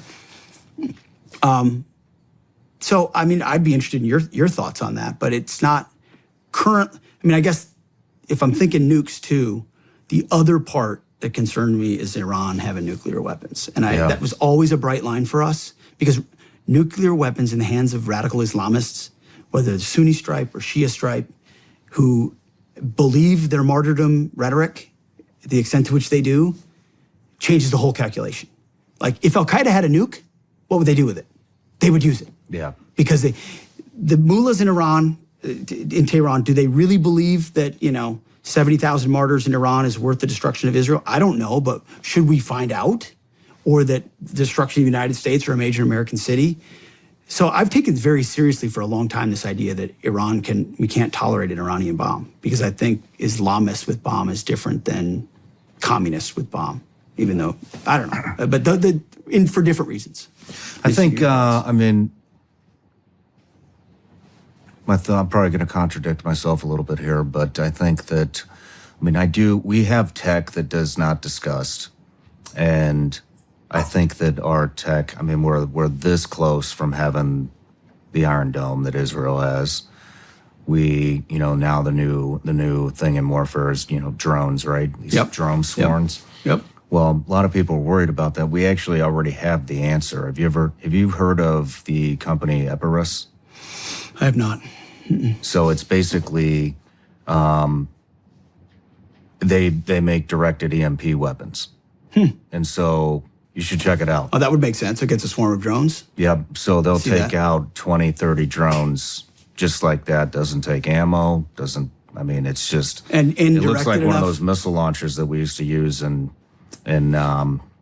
Desert Storm. Sure. I don't remember what you call them, but they're already deployed all over the world. I know the CEO of it, the guy that invented the damn thing, and I've chatted with him, and he sends me videos. This shit's public, though. You can look it up. But, when you see things like that, I'm like, we're good. We're good. I don't think the old tech, that's coming toward, I don't think the nuclear thing is I pray and hope, and I do believe that we probably have some sort of an answer to that when I see things like this coming out. When I see the thing that's like, and it's not like it shoots all 30 drones down individually. Sure. It's just, you just see no noise, just 30 drones, 30 helicopters. I don't know how many it could take out at once, but they all just fall. And so when I see stuff like that, I'm like, okay, we still have an edge here. With that being said, I know he told me that he produced the chips in it himself. But, I don't know if anything's coming from China. I don't know what other weapons we have and what's manufactured in China or what IP they have stole from us, because that's another big thing that they've done is they've stole all of our IP. And so that's kind of what I think. I'm not as concerned about it as probably most people, but I'm with you. I think our biggest threat is internal. I think we're committing cultural suicide, and we've lost complete focus on the basics and building blocks of what made Western civilization in America exceptional. Yeah. Fruitful, prosperous, strong, free. And we've got groups of people inside our own country hell-bent and determined to tear them down. And you see it in an immediate manifestation in the Pentagon, but the book I wrote before, Battle for the American Mind, was about the progressive takeover of the K through 12 education system. So what they've done over the last 100 years.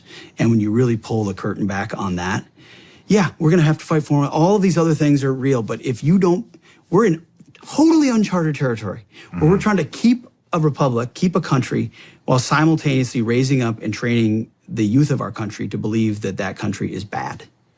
And I'd like someone else to find me a historical comp to that. Because in China, they're still teaching that China is good.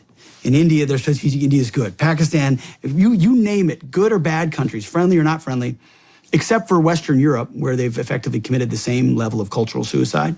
They're not teaching that we're just imperialist, colonialist, racist, sexist, horrible land stealers from the beginning. That's what big chunks of American kids are getting every single day. Yeah. And it will form a lot of their worldview. So as much as the war on warriors is important to me and our military is, and it is, what we're doing to shape the next generation of kids in our country will have the longest impact. I want to talk to you about the education stuff. I'm going to ask the question right now, though, that we were going to end with about your kids joining the military. Yeah, so... what do you tell them? I don't know if they've even read it yet. I told them I wrote a chapter for them, but they're still not all that interested. Even when they're 14, sometimes they're not all interested. I just mean talking to them. No, I know. They know from spending. First of all, I'm not going to try to push. They're going to do what they want to do. They know what their dad does and all of that, and what that he was proud of his service, and that's basically what I wrote the most in the letter. Is hey. Besides my faith, nothing has shaped me more, nothing I'm more proud of, nothing that taught me more about myself. It's where I got the real education in my life, not college, grad school, anything. It was the University of Baghdad and Samarra and Kabul and all these Gitmo. They're the best of the best. And but I'm also honest with them. For the most part, if you don't serve, you will probably regret it. Now, a lot of this is in a static context where things are normal the way we looked at it 20, 30 years ago. I recognize that. But the human ethos is the same for the most part. But then I turned pretty quickly to, hey, but this isn't the military that I joined. And it's not the military that other guys joined. And I have huge skepticism about the leadership inside this military. And I put right in there, I reserve the right 4 years from now, 10 years from now, to give you a different recommendation because of how quickly things are changing. But ultimately, my result here at this moment is I would still want my boys and girls, if they wanted to, be willing to serve their country and raise their right hand and defend the Constitution. Because I don't think yet the institution can be completely abandoned by patriots. And filling the ranks with patriots in those bunks at the beginning, whether it's enlisted or officer, is critically important. And it would be, hypocritical of me to say, oh, we need to revive our military, but my boys are above the ability to contribute to that. I think a lot of it does have to do with whether Trump wins or not. I really do. Trump wins, I feel pretty confident in that recommendation. Trump doesn't win, version 2, we'll have some edits to it. How would you feel if, how old's your oldest, 17? 14. 14? So still 4 years away. If 18 was the... How would you feel if he got shipped off to Ukraine? Yeah, no, I'm not for that. No. So I would look a lot at the world in 4 years. Who's in charge? What are we doing? What have we done? But the problem is, you're right. I mean, every time I make this argument, I get whole shot in it I mean, the way our military has been used in retrospect. What if, let's rewind. Pause. What if it was Iraq, knowing what you know now? What if it was Iraq, knowing what I know now? I mean, I just don't have any regrets about what I did because I did what I did for reasons I think were I'm with you. Understandable. I don't have any regrets, but I don't think we should have been knowing there. what I know now. Knowing what you know now. No. And it's not just because of intelligence and weapons of mass destruction and all that. It was the developing hubris and the lack of institutional capability to recognize that this whole nation building thing is not going to work. Like, what do we think we're building here, especially in Afghanistan? This is biblical times with AK-47s and cell phones, and every time we hand them a fresh, company of Afghan National Army troops their weapons, 2 weeks later they're on sale in the Pakistani market. Or we build a school in a rural area, and 3 weeks later all the air conditioners are gone. They're sold in the black market because they don't. What are we doing? We're trying to impose our view of the world on them, to include a lot of the nice social justice causes that we want to believe are good and right and true. And we're seeing the same thing play out right now in South America, say in Southcom. Our Southcom commanders running around talking about women in leadership, LGBT rights, and climate change in South America. Southcom. So, I mean, they do other stuff, but those are the big leadership focuses. What's China doing?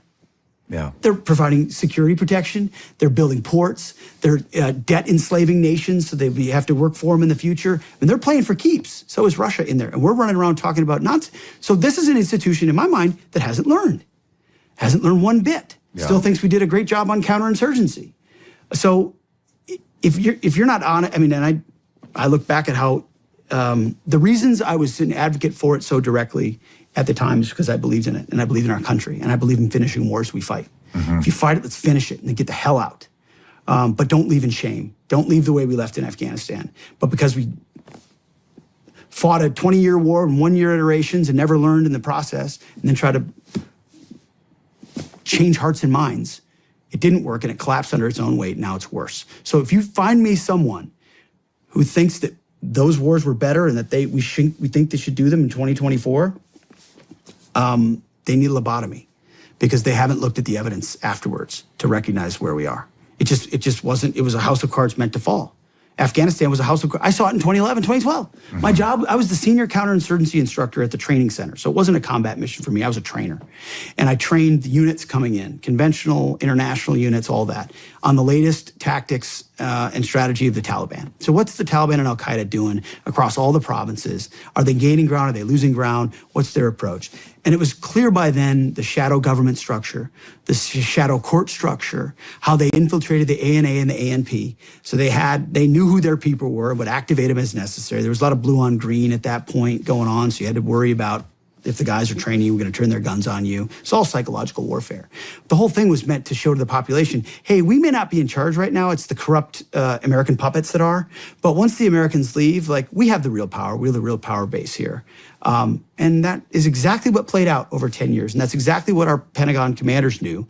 But they were always in a race to green. You know what the race to green is?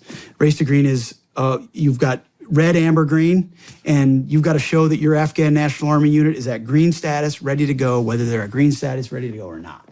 And so we had a shell of an army incapable of actually defending the country, and Milley and all these folks should have known, Mackenzie, all of them, and they probably did at some level, but they knew they had to say it's A-OK.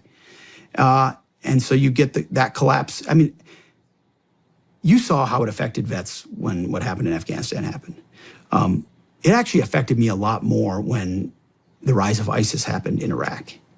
When that black flag flew over Fallujah and Samarra and Tikrit and all these other towns that we'd fought so hard for. And you realize, what the hell? All those guys, all this time, all that effort, and this is what we got was worse? And then in retrospect, you're like, Saddam Hussein wasn't a good guy. But it turns out those dictators actually keep the lid on things fairly well over there. And they really don't like Islamists because they try to kill them. Maybe that would have been a better idea than overturning the whole apple cart and welcoming Iran into Iraq. And I heard people making those arguments, some of which I didn't like. People I didn't like. And I just had to dismiss them at the time because I was a believer in the mission that was in front of us at the time. But in retrospect, I mean, we have burned 2 decades of money, our best and brightest, our goodwill, military capabilities, strategic drift in Afghanistan and Iraq. And now we're tempted to do it again in Ukraine. Thankfully, so far, it hasn't been troops. And we've got an even bigger threat in China on the horizon. So all of that does bleed into my thoughts on my kids. You better believe when the first time one of them comes to me and says, hey, Dad, I think I might want to, all of those will be a factor in whether or not I would support that. Yeah, I'm at a yes, but trending to maybe. Yeah. Well, I got a long time to think about that. So yeah. But, well, we'll see. We'll know by then. Yeah. We'll know by then. Yeah. No kidding, right? But let's move into some education stuff. I really want to pick your brain on that because I have kids, but they're not in the educational system yet. So. And like I told you offline, we're going to homeschool. But good for you. I mean, I hear about it all, but I got to be honest, Pete, I don't believe everything I hear. I mean, I know the media spins stuff. Obviously, everybody is kind of figuring that out, I think. But, you have kids in. And so, like, how bad is it? And you just moved to Tennessee for this specific reason. Specifically for this reason.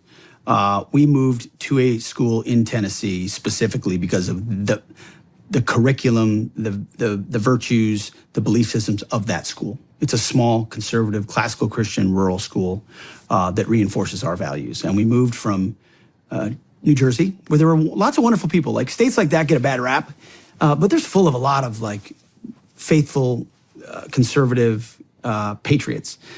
But, the state of New Jersey, Phil Murphy, who famously said that the Bill of Rights is above his pay grade. So he just doesn't really think about it. He said that about COVID, but he's an idiot.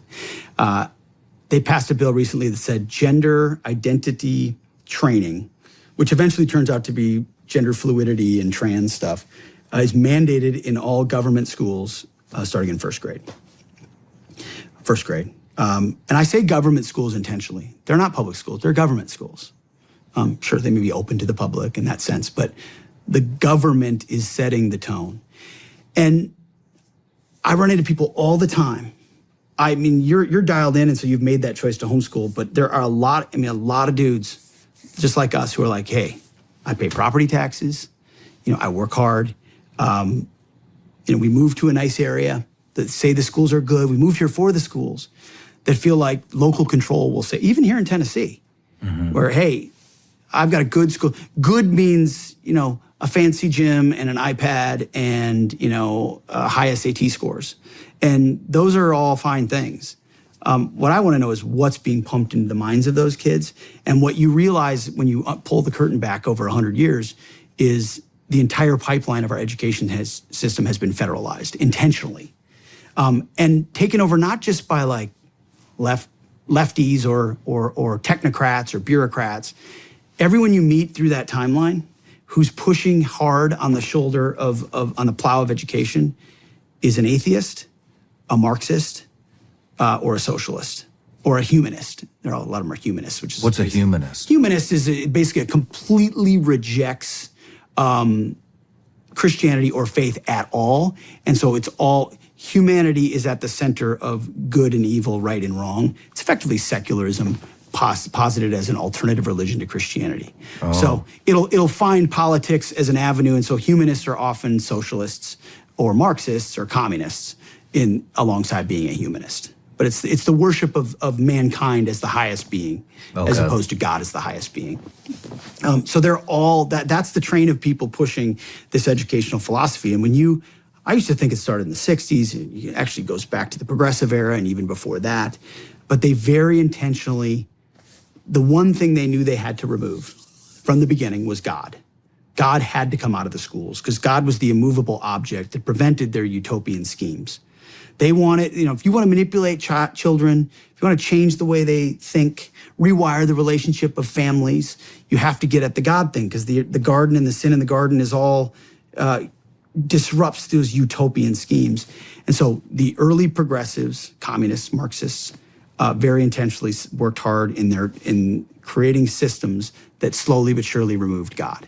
Because if you went into a public school, government school in America in the 1850s or 1870s and 1830s, the Bible's in there, prayers in there, scripture readings in there. It's all in there. So it's a modern court that made all those things unconstitutional based on a misreading of the First Amendment and freedom of religion versus freedom from religion. And the progressives have exploited that. And then the process from there they used patriotism falsely to sort of get rid of God. And then once they built an allegiance to state, and what that was is they replaced basically the cross in the Bible with the flag and a pledge. The original Pledge of Allegiance was written by a socialist minister. And it did not include under God. The Pledge of Allegiance originally didn't include under God. Eisenhower added under God in the 50s when we were fighting the godless communists. So you have a flag and you have a pledge allegiance to the republic. By the way, we're a republic, not a democracy, and our education system pumps democracy down people's throats, and our founders couldn't stand democracy, but that's a whole nother ballgame. The left always changes language. They change language to create an alternate reality, to manipulate human beings into whatever utopian scheme of 15 minutes ago they want to advocate for that increases their power and control. And they saw the government school system as the best entity to do that in. And so they focused and pushed. And so the other book talks about something called paideia, which paideia is a lost Greek word that— I don't know Greek, I don't know Latin because I didn't have a classical education. And paideia basically means the enculturation of the youth. So what kind of worldview is implanted on your heart or your soul before you're 12, 13? The vision of the good life. Like Afghans have a paideia. We have what does it mean to be good, to be virtuous, to be healthy? What are your virtues? All those things are in a paideia. And they understood our Western Christian paideia had to go. And so over 40 years, they turned it into an American progressive paideia. And today we're in a culturally Marxist paideia. And I say that without hesitation, with full understanding of that there are some schools that are a little different here on the government spectrum. But ultimately, even if you're hiding out at a good school with a good superintendent and good principal, the pipeline of the curriculum is the same as other schools because it's all been federalized in Washington, D.C.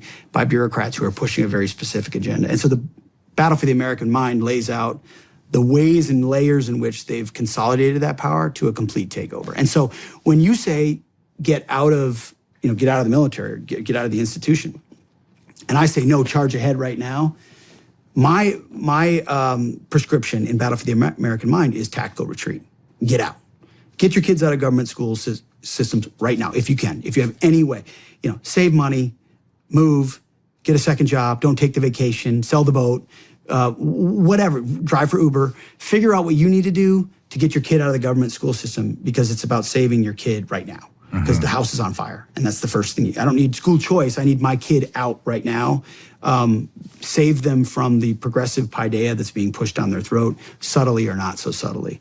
And so the book was meant to just wake people up to that, so that we have a fighting chance in the future, and that we have thoughtful, free-thinking, virtuous kids who don't think the world is upside down.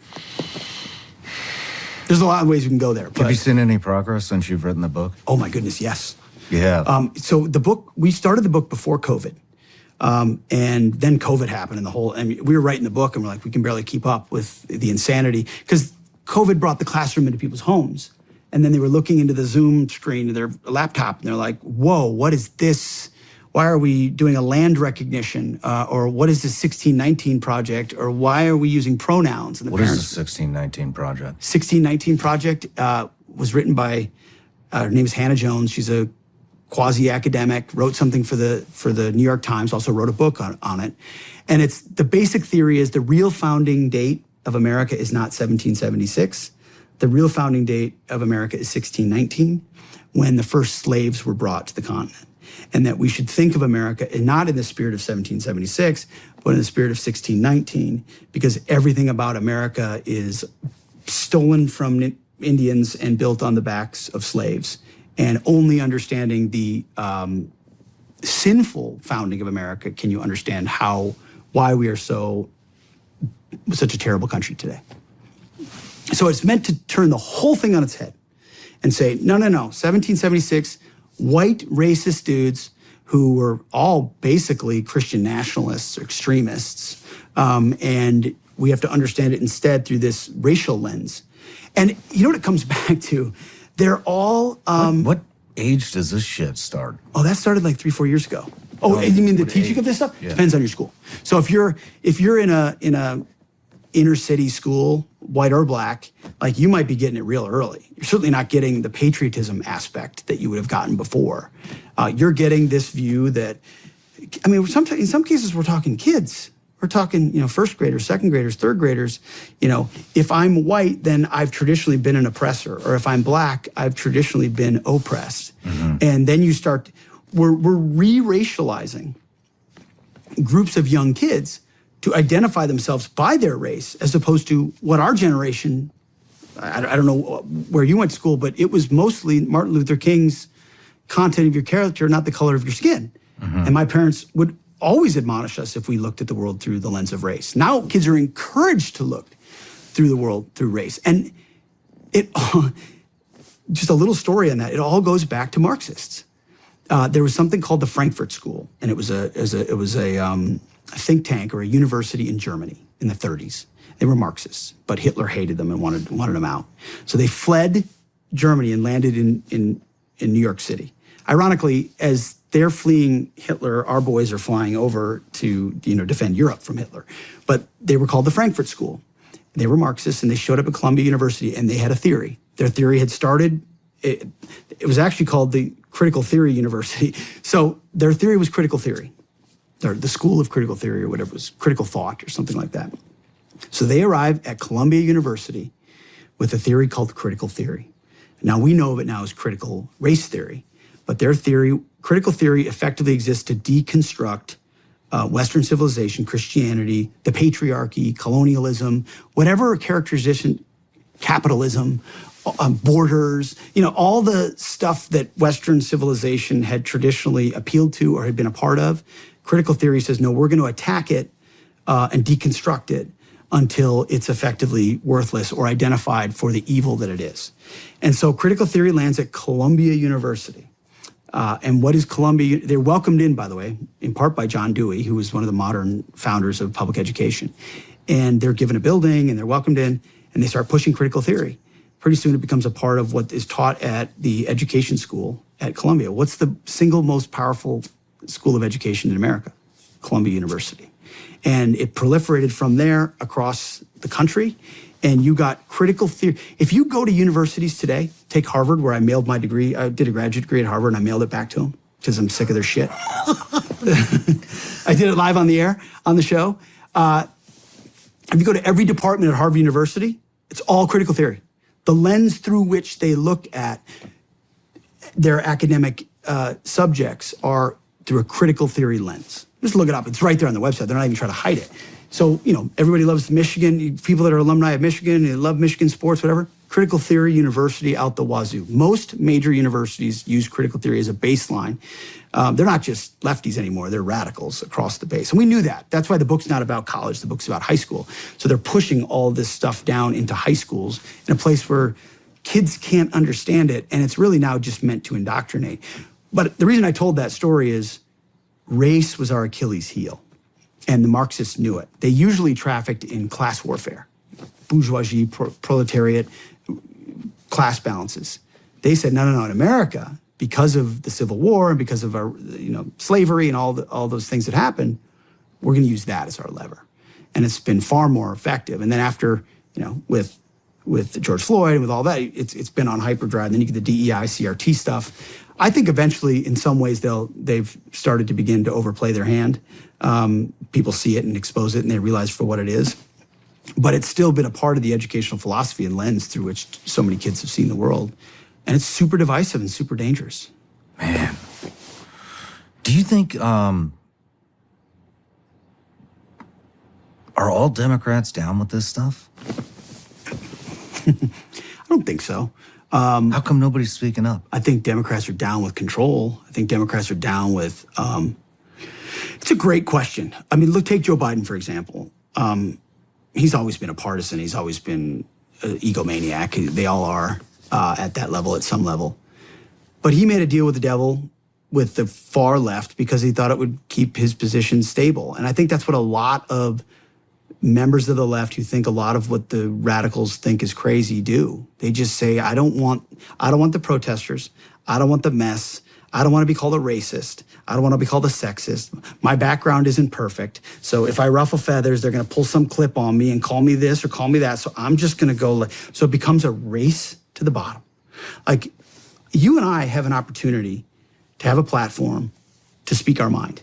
And people can watch and they can say, oh, Pete, that guy's great, or Pete, that guy's he's the worst. And they're afforded that possibility. Most people, and that's why our job is to speak as loudly, boldly, and unafraid as possible, exactly what you think, without filter. Because most people can't do that.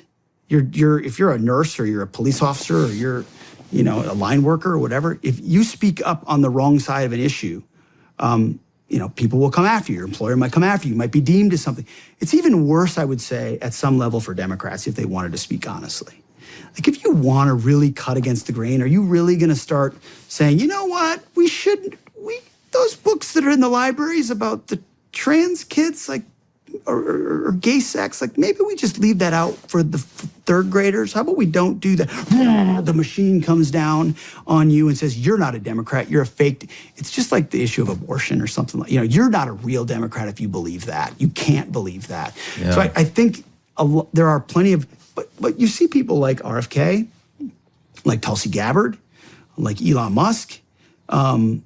I think maybe even Mark Zuckerberg. Who knows if he's had a revelation recently or not? I'm hoping he's swallowing a big old red pill, but probably not. Who knows? He's probably just looking out for his ass. But I'd say that's highly I think likely. that's probably right? Yeah, but he did say that the Trump thing. He was badass to get up and do it. So we'll see. He did write that letter the other day. I have a theory that he's probably trying to. It's risk mitigation for his company. But there are more and more free thinkers, Democrats, who are saying, I'm not in for this censorship stuff. I'm not in for this groupthink stuff. I'm not in for this kid stuff. What's it with the kids? See, that's what really gets me, Pete. All this trans shit, race shit, whatever. It bugs me. It really bothers me, but it's always been a thing. It's always going to be a thing. This kid shit, though. Yep. This, turning pedophiles into like some kind of sexual preference that everybody's okay with. I do not know how you can be down with that. I got family that votes this way. It disgusts me.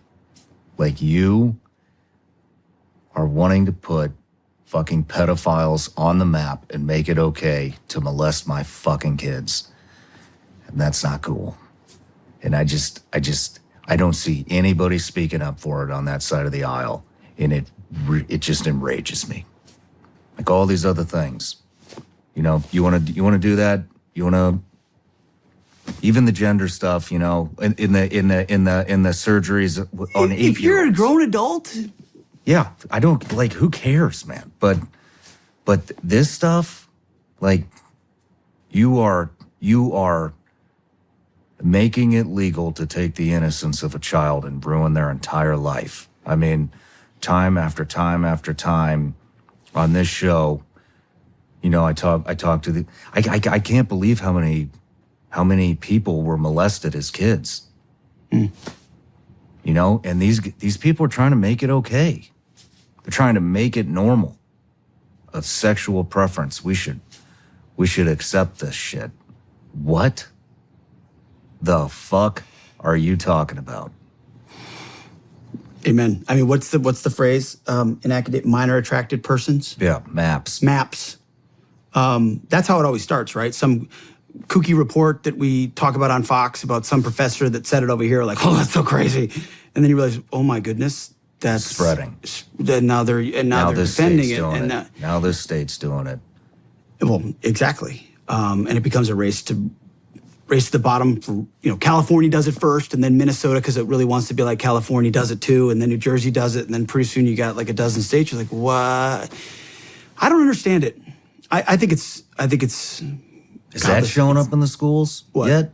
MAPS? No, not that I'm aware of. In sexual preference classes? No, but think about it. If you're, I mean, so in some ways, yes. I mean, if you're.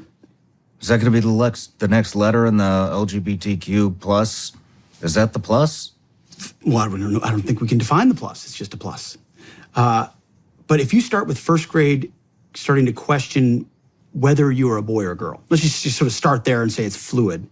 And then, you know, you're getting to third, fourth grade, and then it's like, well, boys and girls can be attracted to different boys and girls. And then it's books in the library about what does it like to explore with a boy or explore with a girl. And that's maybe sixth grade. And then in eighth grade, it used to be sex ed was like, hey, or eighth, ninth, 10th, you know, premarital sex, you know, it comes with risk. You can get pregnant, use a condom, whatever that was on the sliding scale. Well, what do you think it is now? Do you think it's just, my dad taught sex ed in public high school in the 1980s. Like, I know my dad is the most wonderful human being I know. I know he's playing it straight. I know he's not adding some theology or he's saying the stuff the curriculum requires him to say, plus probably, hey, the best thing you can do is avoid premarital sex if you don't want to get pregnant, you don't want to get STDs. But if you do, he's not putting condoms on bananas and doing weird stuff. He's just playing it. These days, what's mandated in the curriculum is an introduction of, well, different people can be attracted to different things and want different things. And, you know, what does consent look like? And that's, consent is obviously something important to talk about, but it all gets very, very muddy and complicated. It almost feels hypersexualized. So the point of the education system, it shouldn't be to explore each other's sexuality ad nauseum. The point, I thought, was to just make sure you're not having, you're not having unwanted pregnancies. That's what they said it was, and STDs. So they're teaching kids about responsible sex, which should always have been the function of parents at home. But you've got broken families and all of that. So I'm not saying they're pushing minor attracted persons in first grade, but if you're teaching hypersexualized topics, and there's people that are way more informed on this than me, but we touch on it in the book all the way through the pipeline, then you're introducing the idea of sexuality earlier and earlier, which only creates problems for everybody involved. That's the biggest reason we left New Jersey. We were going to leave anyway, and we were already out of the government schools. But the idea that this stuff is being peddled and pushed. Now, you can teach you teach your kids at home. I don't want to spend my time deprogramming my kids or having to play defense on what they just heard for 8 hours a day. Yeah. And that's a lot of Americans every day. I mean, they may not be teaching that this year, but they probably will be next year. I mean, do you know about the Furbies thing? Well, I've heard about. I've heard furries. about it. I don't know how. I'll be honest. I don't know how widespread it is. I've heard anecdotal evidence of It it. happened here in Tennessee. It happened in hold on, is it Cookville? Cookville. Let's say I've heard of it, but I've heard of. They kicked him out. They said, well, we moved here from California for whatever. And they said, cool, we don't put kids in cages in this school. Get the fuck back to California. Bye. And it stuck, thank God. Well, thankfully, for the most part, my experience, like half our church is from California, is that most people moving from California here are moving because they want to move somewhere that reflects their values out of a crazy place like California. But that's what places like this have to do. Conservative places have to say, oh, we moved here for a reason. This is what we believe in. We're not doing that stuff here. You just have to have courage to do it. Because they're going to call you every name in the book, and I'm sure they did in that scenario and everything, but it's not true. It's just common sense. Yeah. We're not doing that. Yeah. Well, how do you combat this? I mean, well, so you asked about, I didn't even answer your question. You asked about, is there been an upswing and the answer is yes, because even since the book came out, we've seen hundreds of additional classical Christian schools founded in the country. So the book is specifically the other one about classical Christian education. So it does a diagnosis of what's happened to K through 12, but then it says, okay, what is the form of education that created the West, that created our American founding? And it's classical Christian education. It's Latin and Greek, it's great books, it's history, it's literature, it's the Bible and theology. It's a form of education that the left has completely buried and then replaced with a fraud. Take, for example, did you take social studies? Mm-hmm. I took social studies. When I speak to groups, I say, who here took social? Everybody raises their hand. Social studies, totally made up. It's a totally made up subject. Before 1940, 1930, 1950 in most places, no one taught social studies. What you taught was history, theology, geography, politics, individual disciplines that were meant to find truth. They were meant to find facts. They were meant to find the glory of God. Individually, these disciplines brought us closer to understanding truth. But if you've gotten rid of the idea of truth or real exploration, then you turn everything into a social science or a social study. So now you're studying society or social, and you're looking at different trends or different movements, and God's totally divorced from that, and you maybe de-emphasize this and emphasize this a little bit more, but it's all about the same thing the critical theorists are trying to do, the perfection, creating a human utopia by tearing down what existed for the ages, which is based on a lie.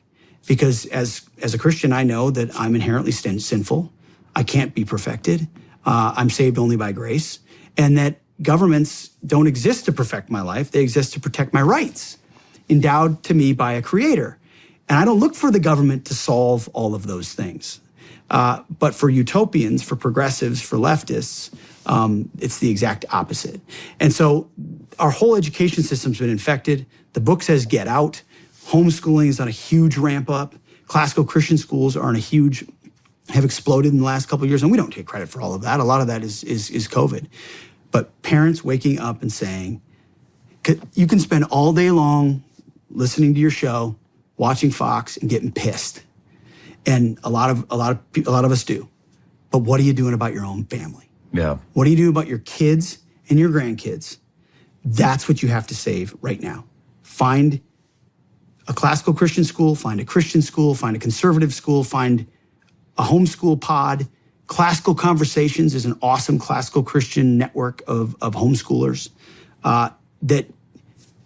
What was that called? It's called Classical Conversations. I know the founder of it, Leah Bortons. She's amazing, and it's got a curriculum, but you come together, in your community once a week or whatever with other families that are doing it, and you can participate in sports and stuff. Anyway, there's way more today than there ever was 5 or 10 years ago.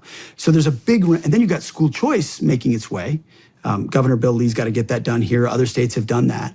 Now, if you can get if you actually I mean, you got to be careful about this because some people are very critical, and understandably so, of money going from the government to a school because eventually the tentacles go into the school. So the money's got to be as divorced as possible from the school, so it goes to the parents, and then the parents make whatever choice they want. If you get that kind of boost in enough states, well, now parents are taking that $8,000 voucher and they're applying it to a classical Christian school or a Catholic school or another school and saying, and now they can afford it. Well, that kind of demand is gonna be met eventually with supply that wants to meet that need.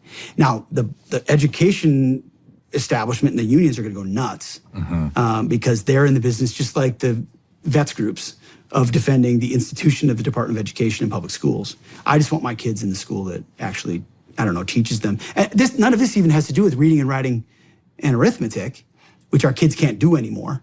Yeah. 'Cause another example of that is, remember those commercials? Hooked on Phonics worked for me. Yeah. Hooked on Phonics. I remember when I remember as a kid, I was in school, I would make fun of it, like, hooked on Phonics worked for me. Those guys must be so dumb. And I'm like, and the further I get away from it, I'm like, that's me. I never took phonics. I don't know how to conjugate a verb. I don't even know what a proper sentence structure looks like because I wasn't taught that. I taught to read on a whole word method. It was the new fad of the educational philosophy, whole word method. So that phonics is how we taught kids to read for hundreds and thousands of years. It worked really well. The educational bureaucrats started to tinker with it because that's what they do. What happened after that? Oh, we actually got dumber.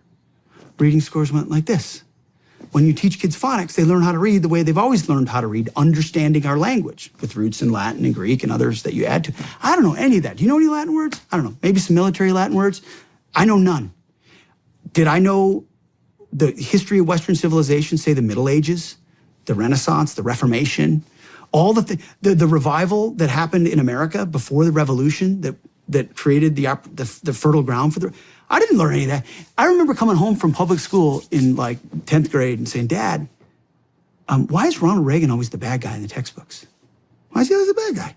And I grew up in a conservative, God-fearing, regular old small town America, Minnesota, because the textbooks are written by lefties in New York City. And they all hate Ronald Reagan. And I got to read that Ronald Reagan's a bad guy all day long. Like, this has just been the case for a really long time. And we've ignored it for too long.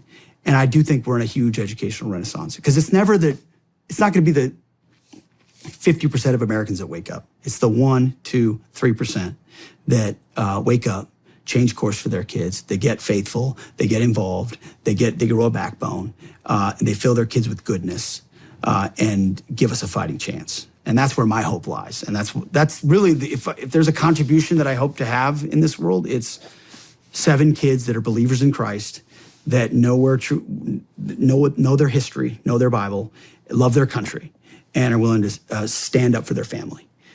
Everything else, I don't care if they're a plumber or a soldier or a school teacher or a construction worker, doesn't matter. If they believe those things, I just think for too long we've chased the Harvard degree or you got to be this, you got to be that.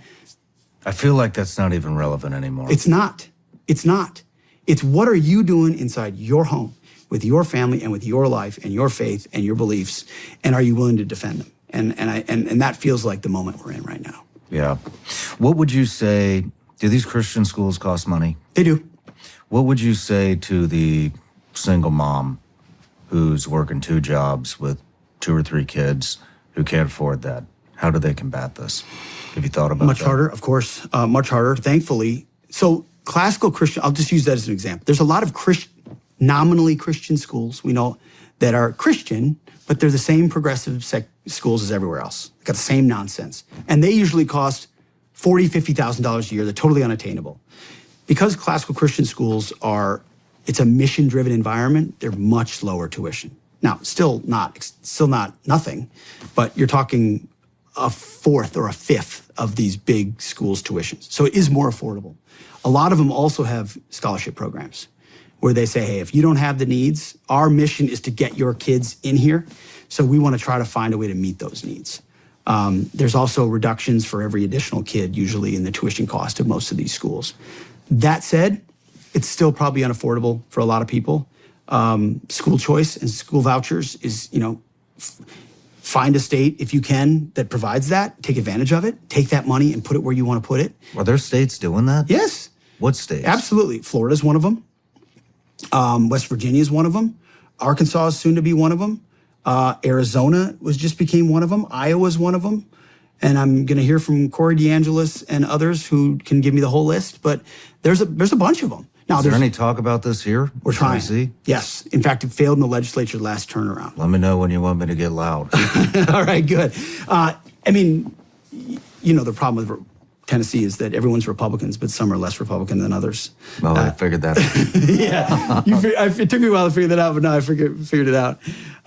So there's some squishes that have been in the pockets of unions for too long in too many powerful positions. A few changes in a few committees, and I think you get universal school choice in Tennessee, which would be awesome. Changes the whole game. So that single mom now has real options. Who do we talk to about that? Well, I think it's Bill Lee's trying to do it. I don't know that what he's doing will be as robust as a lot of people want. There's a big governor's race in 26, and I think that race, in large part, could end up being fought with this being one of the key issues. So for me, when I look at candidates, I'd be looking for candidates that are the most full-throated and robust on that. And then you have to make sure you have an education committee in the House and Senate that has a school choice believer. But there's been a huge wave, 2022, 2023, of school choice states. And then the final thing I write in the book is kind of, hey, look at your own life. And I mentioned it briefly. Can you save money? Can you work another job? Can you drive a little further? Can you do something? And I know that's just a dig deep thing, but for that mom who loves her kids and can't homeschool, but is that a little extra effort to make sure that these 8 hours a day you're able to go, as opposed to wringing your fingers and hoping they don't come home with a new, pronoun, is worth it. And again, that's not an answer necessarily, but your point's well taken. I know not everybody can do it. And so if you absolutely can't do it, then just be vigilant. Just be vigilant as all hell. Just be all over what your kids are bringing home in their backpack. Take the damn phone out of their hand. Take it out. Don't get no phones. We've got a blended family, so it can come with some complications. But for our policies, all in, no phones.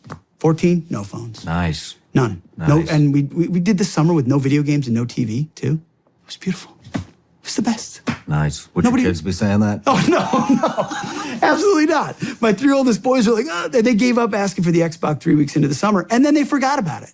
And they didn't play it that much anyway, because we never allowed them to really do that. And then I look at TV and I go, you can't even allow your kids Netflix Kids or YouTube Kids. Yeah. You can't.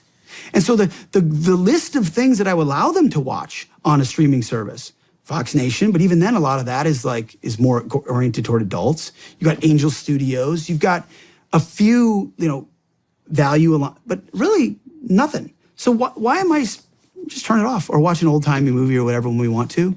And I don't know, I just think the phone, kids' brains are not developed to handle that. Yeah. I don't want a portal to the world inside them. So last thing, and then I'll shut up. You can send them to classical Christian school or homeschool them, but if you give them a phone, you're going to lose because they're going to get it somewhere else. That's a damn good point. You got to have reinforcing sectors of fire. Your home life, your digital life, your school life, your church life you should try to align them as much as possible. Because a big part of when I look back at, my parents are the best and I have no criticism of it, but my church life was over here and my school life was over here and they didn't really touch. And I was able to say, well, I'm a Christian, but with a secular core, really. And that changes how you operate in life going forward. And so, 20 years later, you look back and you go, man, interesting. Yeah. Where was Christ in all of that in my own life? But everything happens for a reason. So this school choice, they're giving vouchers out. Not in every state. Some it's tax credits, but in some, I'll have to get back to you and get the list of the states. But there are a number of states where they're called educational tax credits or educational savings accounts. See, politicians are scared to call them vouchers because vouchers have been demonized so much. So call it an education savings account or something. But a dedicated amount of money, $6,000, $7,000, $8,000, is given to a parent per kid. And in Tennessee, it was going to be, I think, 6,000 or 7,000. Nice. And then it got defeated in the process. There were 2 competing bills. There was a Senate bill and a House bill, and they didn't get reconciled, and they both failed or whatever. So I'm hopeful. Is it cash or is it this has to be spent on education?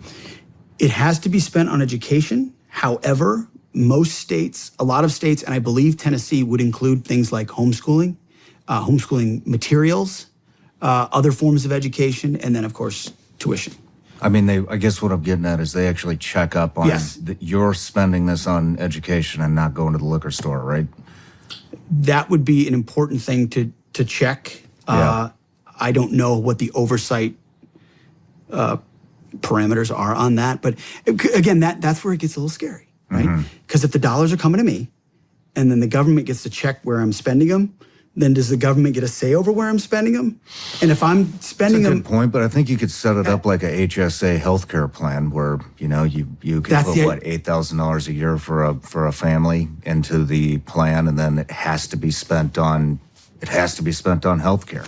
so ESA instead of an HSA is what they usually call it, an educational savings account. So it has to be spent on education. Okay.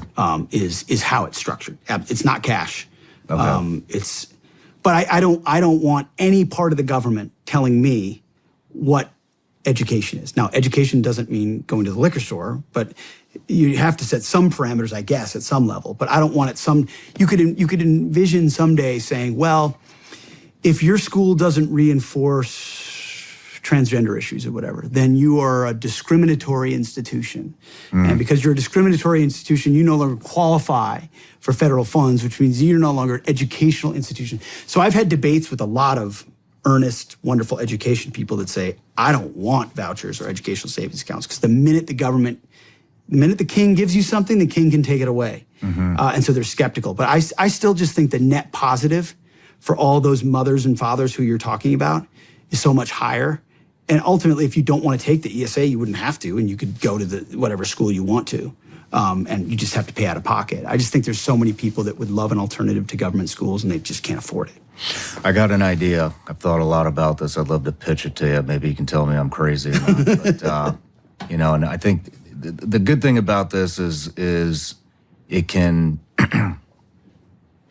well, I'll just tell you. I mean, the thing that we're really worried about the schooling stuff, and because it has. I mean, I know you say everybody moving here is Not everybody. things You're right. alike, but I sure have seen a lot of changes in 7 years. But the way we invited our inner circle over to the house, and because everybody's talking about this in our inner circle, everybody's got kids that are around the same age, 3 or under. And we thought, why don't we all pitch in and buy a piece of property, put it into a trust, and make it a group real estate investment, and then we'll build a structure on it. Could be a house, could be anything. That's a school. It's going to be used as a school, but it's not a school. And then whatever amount that you pitch in, so let's say, I don't know, we got $100,000 piece of land, just for easy numbers, and there's a structure already on it, and you put in 50,000, you put in 10,000, and I put in 40,000. You have 50%, 10%, 40% of the investment. Our kids all go to school there. If they happen to go to school in our real estate investment, hire a teacher, everybody pitches in. Or you don't hire a teacher, and I teach one day, you teach one day, you teach one day. You find people that have unique skills. I mean, finance is obviously something lacking in the educational system. Everybody's drowning in debt. You see what I'm getting at, right? And so, but that can expand to, look, maybe you don't have 50 grand or 10,000 or 40,000 to put in on the investment. Well, then you need more people. Maybe you rent a place. Maybe there is no place, and this just goes from house to house to house. So the single mom on the day off, you're teaching, and I guess what I'm getting at is community, and this can be, you can make it a real estate investment. It has to stay a real estate investment and not a school. That way there is no government oversight. No, this isn't a school. This is an investment, and we rent this out to, I don't know, kids or, whatever. But what do you think of that? I don't understand it sounds exactly. At the end of the school, I forgot. Sorry. At the end of the school, the asset liquidates, and then that's how, the investment has matured, And so your 50 grand is now worth 150 grand. Yep. 'cause, Yep. You know, I like that. It sounds almost precisely like something like, minus the real estate side, precisely to classical conversations or what homeschool co-ops and pods are doing. This idea that like-minded groups of people get together, they work together. There might be a coordinator, but they work together based on their skills and ability to teach their kid a lot of the time, but then bring in this person or bring in that person or move to a different house or once a week meet up. they have some really well-rounded kids. Absolutely. In that module. Now, the real estate side of it is interesting, and I've never thought of that aspect of it. That's another way to get out from underneath feeling like the government's going to have say over it. But thankfully, they tried to outlaw homeschooling in the 60s or 70s out in Oregon, and the Supreme Court affirmed the ability for families. So it's a pretty enshrined, protected right now. The left would love to get rid of. The left would love to get rid of homeschooling and all private schools. Yeah. They would. They would make everything a government school if they could. Medicare for all, Department of Education for all if they could. PS 8,493 is what they would like if they could. So I don't mean to be dismissive about the right that we have right now, but right now, if you want to homeschool, it's pretty robust to be able to do it. But I like that idea. I mean, but even just the idea of starting that and expanding that, like people will be attracted to that. Yeah. Oh my goodness, Shawn's involved in that. He says, I respect that. I like that. Oh, they're involved. Boom. And then you start to get as long as you maintain your standards and what you want it to, what you believe in. I mean, that's the key. Culture protection is key. It's just amazing to watch all these schools that were traditionally this or traditionally that. I mentioned Harvard. Like it was founded to train ministers when it was was it really? Yes, it was founded to train ministers. Wow. And so the last straw for me when I sent my degree back was, there were 1,000 straws, but then it was finally Harvard announced that its head chaplain its new head chaplain was an atheist. I was like, really? That's interesting. That's interesting. Yeah, sounds like the dumbest shit I've ever heard. I'm out. And so I tore my diploma out live on the air and signed it and wrote back, and I have obviously not heard back from him. But iteratively over time, over hundreds of years, an institution founded on one thing became something else. And we have that job, culture protection for people of faith and conservatives and Christians and patriots is key. Once you give on one thing, this aspect of the First Amendment or this aspect of the Second Amendment, or we're going to start doing a little bit of DEI, a little bit, you just keep giving, and pretty soon you give your way all the way to we have no defense anymore. Yeah. Let's just see it time and time again. Yeah. Well, I like planting these seeds because it's good. It's a good idea. We're looking for ideas, and just watch it grow and it's spoken like a businessman. Yeah. Why not make a little money while we educate the kids too? Yeah. But well, Pete, I know we're under a time constraint, and I just really appreciate you coming out. Likewise. And what a great conversation. I hope to see you again. Well, I appreciate everything you've done. You continue to do, and thank you for giving voice to those Raven 23 guys. And being I can't, like I told you, I can't tell you how many guys said, you got to sit down with Shawn and see what he's doing there. You got huge respect, and you know that. I appreciate everything you stand for. All right, Pete. You got it. Thanks, brother.